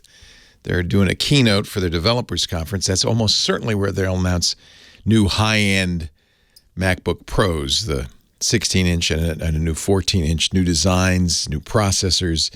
And I'll be going, why did I buy this iPad? It's sad. The iPad is as expensive as a MacBook now. It's incredibly pricey, but it does have the same processor as in the MacBook. And, our last caller, Marlon, was saying, I just can't do what I want to do with the iPad. I think we're going to start to see, this is the weird thing about the iPad. It's so overpowered. It's hard to imagine what Apple's thinking, because now the new iPads are basically have the same functionality, the same hardware as their laptops. M1 processor, 16 gigs of RAM. They've never put that much memory into an iPad. As much as 2 terabytes of storage. And the best screen Apple's putting on any portable device. It's the same. It's this new mini LED backlight screens that are they're reference monitors. Why are they building this into a tablet? Well, they clearly don't want people to think of it as a toy anymore. Except it has a toy operating system on it, and that's the problem. And I'm sure that's what Marlon was frustrated by. Is iPad OS, it's the same as on your iPhone, but it's not designed for, it's a stretch to use it as a computing device. I mean, but for instance, some of the things he wanted to do, a lot of them he could probably have done just fine on the iPad. No, you can't use Dragon naturally speaking. He was dictating speech to text, right? So he was talking and but the iPad has that built in with Siri. Plus there's some really powerful programs for the iPad that do that as well, that will transcribe as you speak. There's even services like Otter.ai that will give you even better transcriptions. You can use something like Notability, which is a wonderful note-taking app on the iPad, only on the iPad, specific to the iPad. It'll record. You can record, take notes while you're recording, and then you can send the recording off and get a full transcription from Otter AI. I think there are workflows. It's just they're new kinds of workflows. They're not what we're used to with a laptop. There's one other problem with the iPad, and this is what I was talking about a couple of hours ago. It's lock-in. When you're using your iPad to do stuff, you can use the iPad apps. Often there are no other apps like it on any other platform. If you don't mind just living in the iPad land, in Apple land, okay. But you're really enmeshed. You're buried. You're submerged into that warm Apple bath. It's comfy, it's cozy, but don't try to get out. Anyway, I ordered it because I got to review it. I don't really need a new iPad. I have last year's model, but I think we got to take a look at it, especially this screen. What is Apple going to do with all this power? I'm just fascinated. However, if you are a Mac user, you'll be glad to know new Macs, I think, will be about a month off, a little less, 3 weeks off with that WWDC announcement. And we don't know what else. Moving on, let's see. We got Paul on the line from Louisville, Kentucky. Hi, Paul. Hey, how you doing? I'm great. How are you? Just fine. I'm having trouble getting an image to work that I created using 2 methods. The first I used was the sysinternals disk to VHD. And then I went into my own system on Windows 10, disk management, and then I selected action and create VHD. So when I should explain, when people hear image, when I heard image, I was talking a picture, but you're not talking about that. You're talking about a hard drive image. Yeah, image of mine. Yeah, and you're trying to create a version of that hard drive image that could be used by Microsoft's virtual PC or Hyper-V virtual machines. You want to run that in a virtual machine, right? Okay, yeah, right. Well, see, maybe that's the problem. I am trying to run it in a VirtualBox. Oh, that might be. Yeah. Does VirtualBox understand VHD? It's a VHD. Okay. Here's the problem. I mean, here's the thing. I was able to use VirtualBox to load successfully an old Windows 7 image, VHD image. Oh, okay. So I don't know if that's, but here's another background information. I don't know if this is the problem. This is the message that I get when I try to load it. It says failure, no bootable medium found. System halt. It doesn't see it as a drive. So let me explain, so people who are listening to this and going, they're scratching their heads like 99%. Let me explain what you're doing here. So one of the things that you can do that's really kind of cool is you can run an operating system in what we call a virtual machine underneath another operating system. So for instance, if you had a Macintosh but you wanted to run Windows, you could run Windows in a virtual machine using appropriate software. On the Macintosh, you use third-party programs like VMware or Parallels. Microsoft has versions of that, their own versions, but there is a free version a lot of people use. It's on every platform called VirtualBox. Oracle owns it, but they bought it.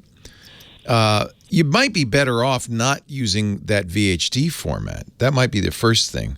There are more standard formats, and I wonder if that's what's confusing VirtualBox. What do you recommend? Well, I don't know. I haven't played with VirtualBox in a while, but as I remember, mostly what it looks for is an ISO. And you certainly could make an image that was an ISO. I don't know. Let me see what formats VirtualBox supports. And what you'd like is its native format. That's VDI. But so you're taking an existing computer. What software are you using to create the image in the first place? Well, first of all, I use two different methods. I use the sysinternals. Oh, it'll take a hard drive and turn it into VHD? Yeah, there's a program called Disk to VHD. Yeah. Okay. And so it's doing an image of the drive. I did that within Windows 10. Yeah. You go into the disk management, and then you hit the action tab. It says create VHD. Okay. And you can create it that way. Well, neither one of them worked. But here's some background information you may be needing. I just have a little bit of time left. Sorry. Go ahead. Yeah. I'm looking. It does look like it supports VHD. It sounds like the image. It's not. When it looks at it, it says this is not an operating. There's no operating system on here. So perhaps it has to do with VirtualBox wanting to be BIOS and not UEFI. I would take a look at that. I'm looking at what the chat room's saying. It's just not a bootable image, and this is a little bit complicated for the show, so I'm not sure I want to spend a whole lot of time debugging it. But I think that's a pretty good guess from a Cert Zero in our chat room. He says, I think the default for VirtualBox is to boot with a BIOS. That's the old way of booting. And modern PCs, including almost certainly the one you're creating the disk from, use UEFI. You would create a disk that is then a UEFI bootable disk. So if there's a way in sysinternals disk to VHD program to make it BIOS, that might be the solution. But for whatever reason, it's not seen as bootable. That sure sounds like it's a UE. This has really come up to bite users of Windows PCs a lot lately. Everybody, including, by the way, Apple, has moved to this new UEFI format. The EFI extensible firmware interface is better than BIOS for booting, but it is confusing, and some machines and some apparently software don't like it. So I'm going to guess that's what's going on. Don't have a fix for you, but maybe somebody will call in and make some suggestions. There is an enable UEFI boot in VBox, says Sophia, if memory serves. That's a nice tip, Sophia. Thank you. Maybe that's the solution. Leo Laporte, the tech guy. John is on the line from Fallbrook, California. Hello, John. Hey, Leo. How's it going? It's going good. How do you feel today? I feel great. I'm glad to hear it. I've got a quandary. We're retiring to Portugal in July. I'm so jealous. Yes, we're escaping Gilead. We're really happy about that. Tell me about Portugal. It's a very affordable, right? Yeah, it's like one of the best retirement places. It's in the Eurozone, so you can go anywhere in Europe without a passport. Yeah, you can get citizenship in 5 years and have dual citizenship. That's our aim. And how about the financial? Is it good financially? I mean, tax-wise and all that? One of the easiest things to get a D7 visa. It's called. You have to be there half the year, and you have to make only really the minimum wage. You only have to make about 12,000 euros a year. They don't want you to be a burden on the system. That's why. Yes. Yeah. Yes. But to make a strong application, you need a little bit more. But yeah. Do you have to have Portuguese roots, Portuguese heritage? Nope. Their population is actually declining. Oh, they want people. Encouraging us, yeah. Interesting. I have some friends who did that, and I hear it's wonderful. Now, do you speak Portuguese? No. To get the citizenship, we're going to have to pass a basic test, but that's not for 5 years. So we're doing our... You'll know it by then. Lingo type stuff. Yeah, just going around shopping, you'll learn it. Yeah. Yeah, and just by osmosis, once we get there, we figure. I'm kind of jealous. I would love to do this. This sounds wonderful. Yeah, it's great. And I hear it's a. I've only been there briefly, but I hear it's a beautiful, fun country. Anyway. Yeah. Then we can. Yeah. Anyway, so what I got going is my quandary is we're shipping some stuff, and I've got this old Acer, and I've been using it. It's from 2010. It's got like a Pentium of all things in it. Yeah. Like a 300, and it works fine. Okay. It's amazing. It works fine for what I do. Once in a while it bogs down when I'm doing multiple applications or whatever, but for just the general surfing and stuff that I do, it works fine. So my question is, I put an SSD in there, to give it more life. It has 4 gigs of RAM. Is that something that I should upgrade the RAM or? There's 2 upgrades I would do to. So this is a 10-year-old, really going on 11-year-old computer. There's 2 upgrades you might be worth it. 4 gigs is pretty low. If it's easy to upgrade the RAM, I would absolutely get it up as high as you can go. You may not be able to go much higher. You might be able to go to 8, but that would help. The other thing I would certainly do, might even make a bigger difference, is replace the spinning hard drive in there with a solid-state hard drive. Yeah, I already did that. Oh, so that probably made a big difference in performance, right? It did. And every time I've upgraded RAM in this kind of case, I haven't seen much performance. No, you won't. What it means is you can have more tabs open in Chrome, and you can edit larger files. It's specific workflows that you're going to see this happen. 4 is the minimum for Windows 10. But yeah, I mean, by the way, you're not in no man's land. You can get RAM in Portugal. So if you decide you want it, you can do it then. It's not something you have to do now. Yeah, they don't have Amazon there so much. They have Amazon. Oh, no. How will you live? I take it back. I'm not moving. I know. Gosh, no Amazon. They have Costco right over the border in Spain. Oh, nice. I love Spain too, and the food. Oh man, and the wine. You're going to be in heaven.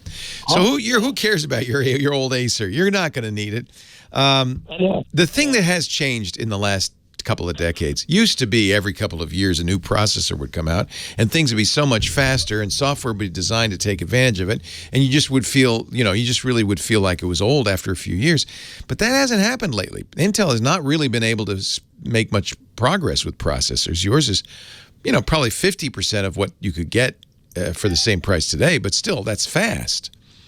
So I started getting really geeky and looking at processing comparison. Like if I just bought a cheap replacement box that had like an i5 in it for like $300, like the single thread speed wasn't that much higher than than what I have Exactly. now, and I don't know if it would do anything. Well, there are other differences that impact speed than clock speed. I mean, there's cache and all that. But yeah, I think you're probably fine. The only thing you already did the most important thing, which is replace the spinning drive.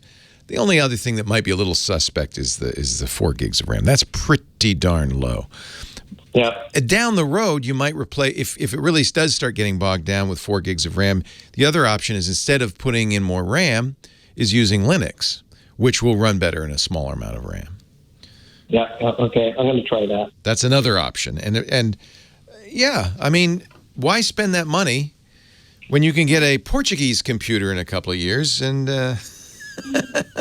probably, I have to say, probably computer hardware is more. Other things are less expensive in Portugal. Computer hardware is going to be more expensive. Yes.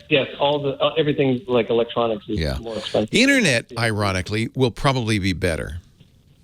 Yeah. Isn't that amazing? But it's a much denser population. It's not so spread out. They don't have the big prairies. They also don't have the megalith companies that we have here that really dominate the scene with monopoly power. And so you get a lot more for less in Europe. I don't know about Portugal, but I suspect it's the same. Yeah, it's kind of the same. And it is the power. You got to get a Portuguese plug, but you also want to make sure that your laptop charger will take the new voltage. It's probably 240. Well, it's the Acer. It's a box. It's a generally they all do. But look on it. It'll say that it'll handle 120 to 240, something like that. Is there a switch on the back of the power supply? Probably not. Most of the time nowadays, because of the international nature of computing, they work in all situations. It's just you'll have to get an adapter for the plug because you have a U.S. plug. Hey, have a great trip, a great retirement. Enjoy the port. Leo Laporte, the tech guy. I'm so jealous. I kind of have fantasized about that. I would worry, are you going to be in a big city or a small town? We initially wanted to be just outside of Lisbon to try to figure out where we're going to buy a house or a flat, because we're going to buy over there eventually. Yeah, you're really going to settle there. Oh, yeah. You're not coming back. No, it's the base because of the thing with this being able to just get in a car and drive to Croatia or whatever. I love that. I know. Well, Spain, I love Spain. And Portugal, I think, is the least expensive of all the EU nations. Maybe Greece. Well, that's what happened. Was Spain was on the top of the list, but it's and we speak a lot. I speak almost fluent Spanish, and it's like got expensive. And so it was like a real harder decision to choose Portugal because of the language. Yeah. But the visa situation is much more difficult. Very different. Yeah. Very different. And Italy, for that matter. I've heard this, and the thing is, you can get citizenship in Portugal and live in Spain. Yes. I could live in Liechtenstein. Exactly. It doesn't matter. Yeah. Get a castle in Liechtenstein.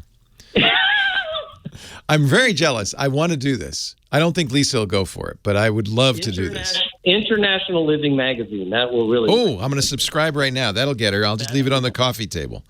Oh, that's the one. That's what happened. And we had it for years, and then we're just like, we'll go. I was the guy I called you about a year ago. I used to work for SkyWest, and I was flying for Alaska. Oh yeah. And so we were doing that I was doing that as a retirement job for the flight benefits, because it doesn't pay anything when you first start. Sure. And we flew all over the world. We were checking out Vietnam to do this. Colombia is awesome. See, you're smart checking all these places out. Yes. And really. Now, how's the medical? It's good, right?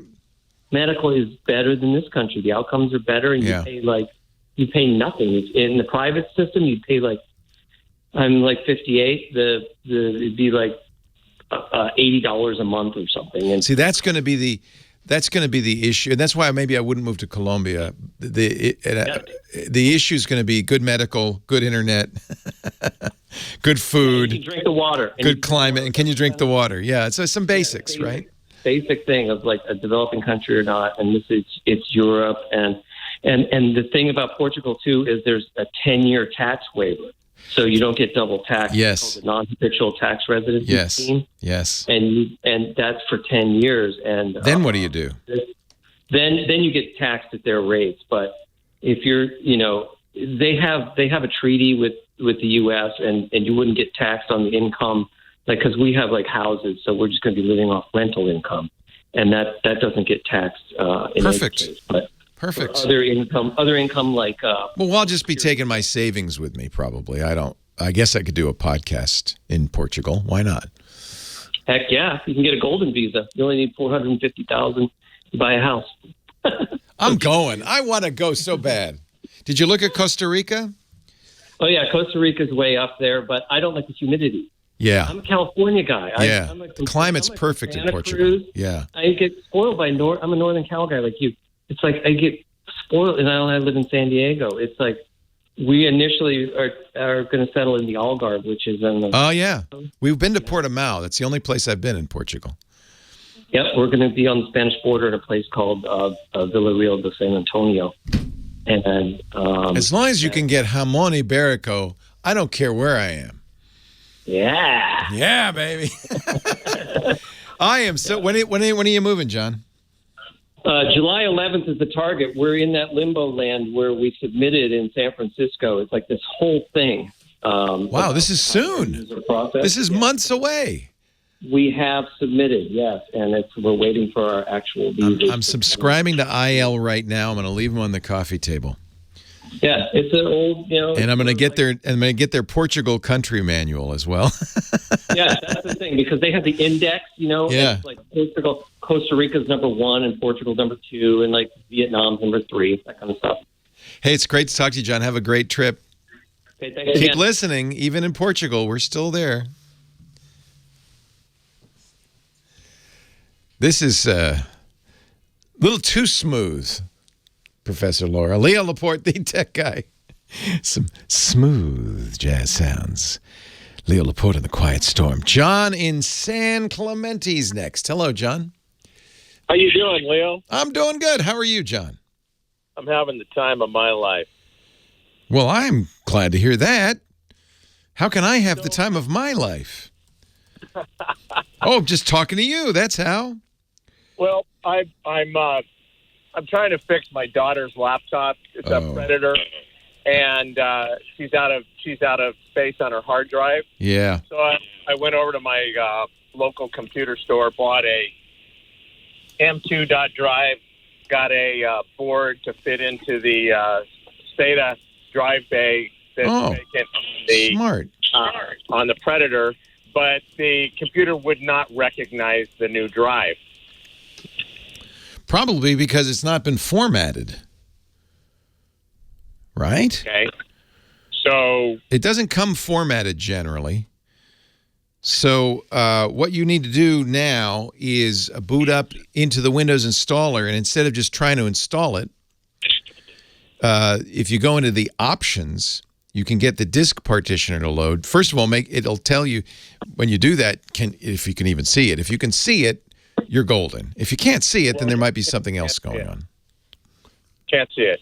You can't see it. And when I tried loading it into the main drive bay, the M.2 drive slot that's on the computer, it won't recognize it.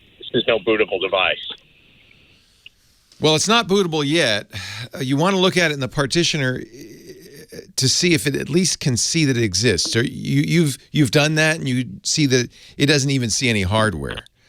It won't be bootable, but you might still see. You don't see the hardware. Nothing. I was thinking about getting a USB and trying plugging it in that way to see if maybe that would work. Well, here's what you do. Instead of send the M2 back. That really is designed to be slotted into the motherboard in an M.2 slot. It's an NVMe drive. It may be that the data format for that isn't compatible, but you got a SATA adapter. But just get a Samsung Evo SSD. It's a SATA SSD. It's a 1-to-1 replacement for a spinning drive. Well, that's what I bought. I bought a 970. But you got an M.2 version, not the SATA version. Oh, I see. Okay, so get the 970 SATA edition. Yeah, and you just plug. You don't need an adapter or anything. It just plugs in. I'm not sure why the M.2 is not working. Again, you try going into the setup and see if you can see it in the setup. There may be some settings in the setup that you can mess with. M.2 is a little weird. Oh, but I forgot to tell you, in the process, my daughter's computer crashed. We finally got it going. We backed it up. How is she playing Fortnite? What is she doing? Does she have to watch TV like a savage? What's going on here? She has autism, and she's on this thing, I don't know, 18 hours. Is she gaming on it? Oh, yeah. What game does she play? I have no idea. Yeah. Is she getting mad at you, though, because it's not working yet? Oh, big time. Now I understand. There's pressure. I walk into the computer store, and they go, "Oh, we're 2 to 3 weeks out." I said, "Can you just tell me what parts to buy to fix it?" Yeah, I think maybe the issue is the SATA adapter. It's designed for to use an M.2 drive in a SATA slot. Is that the idea? Yeah, well, you can go on Amazon and you can buy one that either comes in a neat little box. Does it look like it has circuitry in it that's converting it, or does it look like it's just a physical thing to hold it? Well, it's both. Okay, good. Because I think there might be some circuitry that changes, because the M.2 interface is different than the SATA interface. Right, well, it's a different plug, so... But it's more than a different plug. It's a different signal as well. So I'm not sure what's going on here. I understand the pressure. You didn't get a SATA. This is the question. Because you got the 970. I think you got an NVMe. That's not SATA. They do make M.2 SATA drives, and if the store had that, that would probably work. But because you got the NVMe, it's different electrical stuff. The bus is different. And so the SATA adapter has to be smart enough not merely to physically accommodate the M.2, but to convert NVMe into SATA. And I bet you it's not doing that. So I need to go ask for a SATA M.2 or get the SATA version of the Evo. SATA Evo, okay. You want SATA. That's the problem. You got that 970, as I remember, is an NVMe drive, which is what you want if you're slotting it into the M.2 slot on a motherboard, but you're not doing that. You want what my game plan was to before we backed it, after we backed it up, then we reloaded Windows 10. Then I went from 8 megs to 16 megs of RAM. Oh, this is good. You're giving her a nice upgrade. But does that Predator not have an NVMe slot? It does, but that's where the main 0.5 terabyte. And you don't want to mess with that. You want it to be able to boot. You're just giving her extra capacity. Well, what I wanted to do was to take what was on I wanted to get rid of the drive and get rid of the RAM. That way I removed any glitchiness possibilities from those things being worn out from over. Well, a spinning drive, it's good to replace it anyway. Get a SATA drive. As one Brian says in the chat room, get the SSD that looks like what you're replacing. Right. Well, I've got an M.2 that's 500 megabytes, but I want to replace it, and I wanted to put everything back on that, then put it onto the SATA, the drive in the SATA drive bay, and then pull the 5 megabyte bit. Yeah, I understand. Out and then replace it with and then put that back in there. So that's why you wanted the M.2. I think the problem really is that it's not a SATA drive, it's an NVMe drive.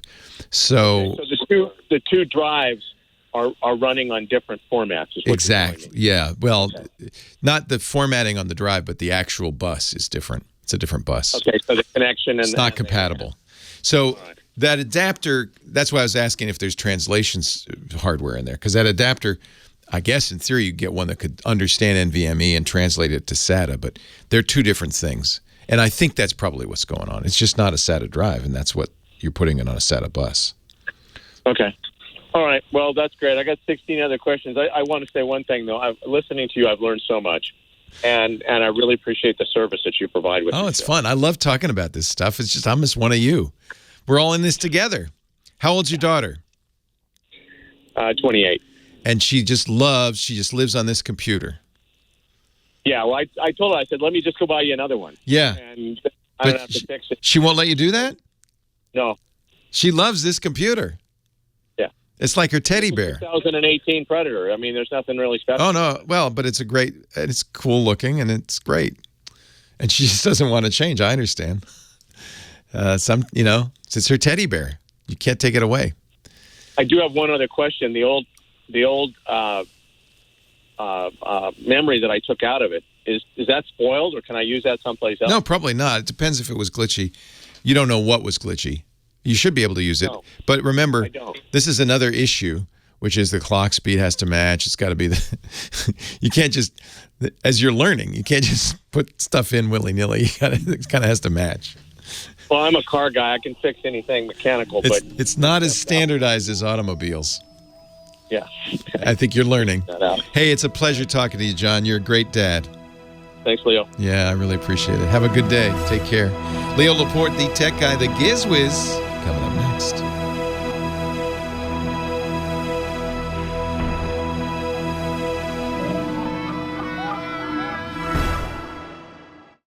You know, if you ever want to dance with the Boogie Divine, this is the guy right here for it. Dick DeBartolo. Is it the Boogie Divine? What is it? What are they saying? Dance with the Boogie tonight? I think it is. I don't know. Oh, yeah. Nobody listens to the lyrics. You're dancing. No, exactly. Dick DeBartolo, Mad Magazine's maddest writer. He's also our Gizmo wizard because he loves the gadget, the Gizmo, the doohickey. And really, doohickeywiz.biz was taken, so gizwiz.biz. Hi, Dickie D. Leo, how you doing? I am doing well. How are you?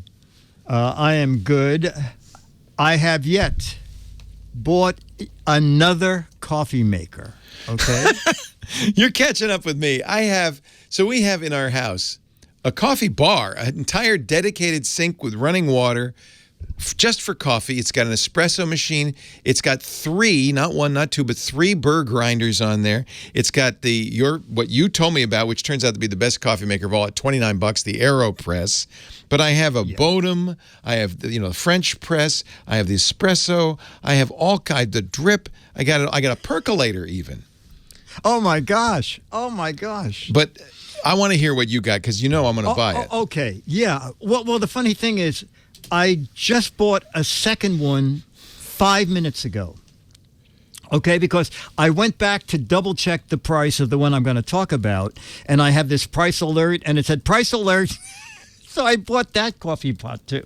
All right, so I have a K-cup maker, and I have a regular 8 to 12 cup carafe coffee maker. And a K-cup is not enough, and I don't want to make 8 to 12 cups of coffee. And I'm on Amazon looking around saying, who makes something in the middle? Well, it turns out 3 companies make 5-cup coffee maker. Oh, that's just right. Okay. One big mug. It is exactly right. So, and only one of them, as a copy point says, works with smart plugs. Oh. Why do you want a smart plug? So I don't own a smart plug, but it just said that. But you needed that. Okay. Someday I'll have a smart plug. Someday Leo's going to say, Dick, why don't you have a smart plug? And I'm going to buy one. And then I'm going to say, well, now I need another coffee maker.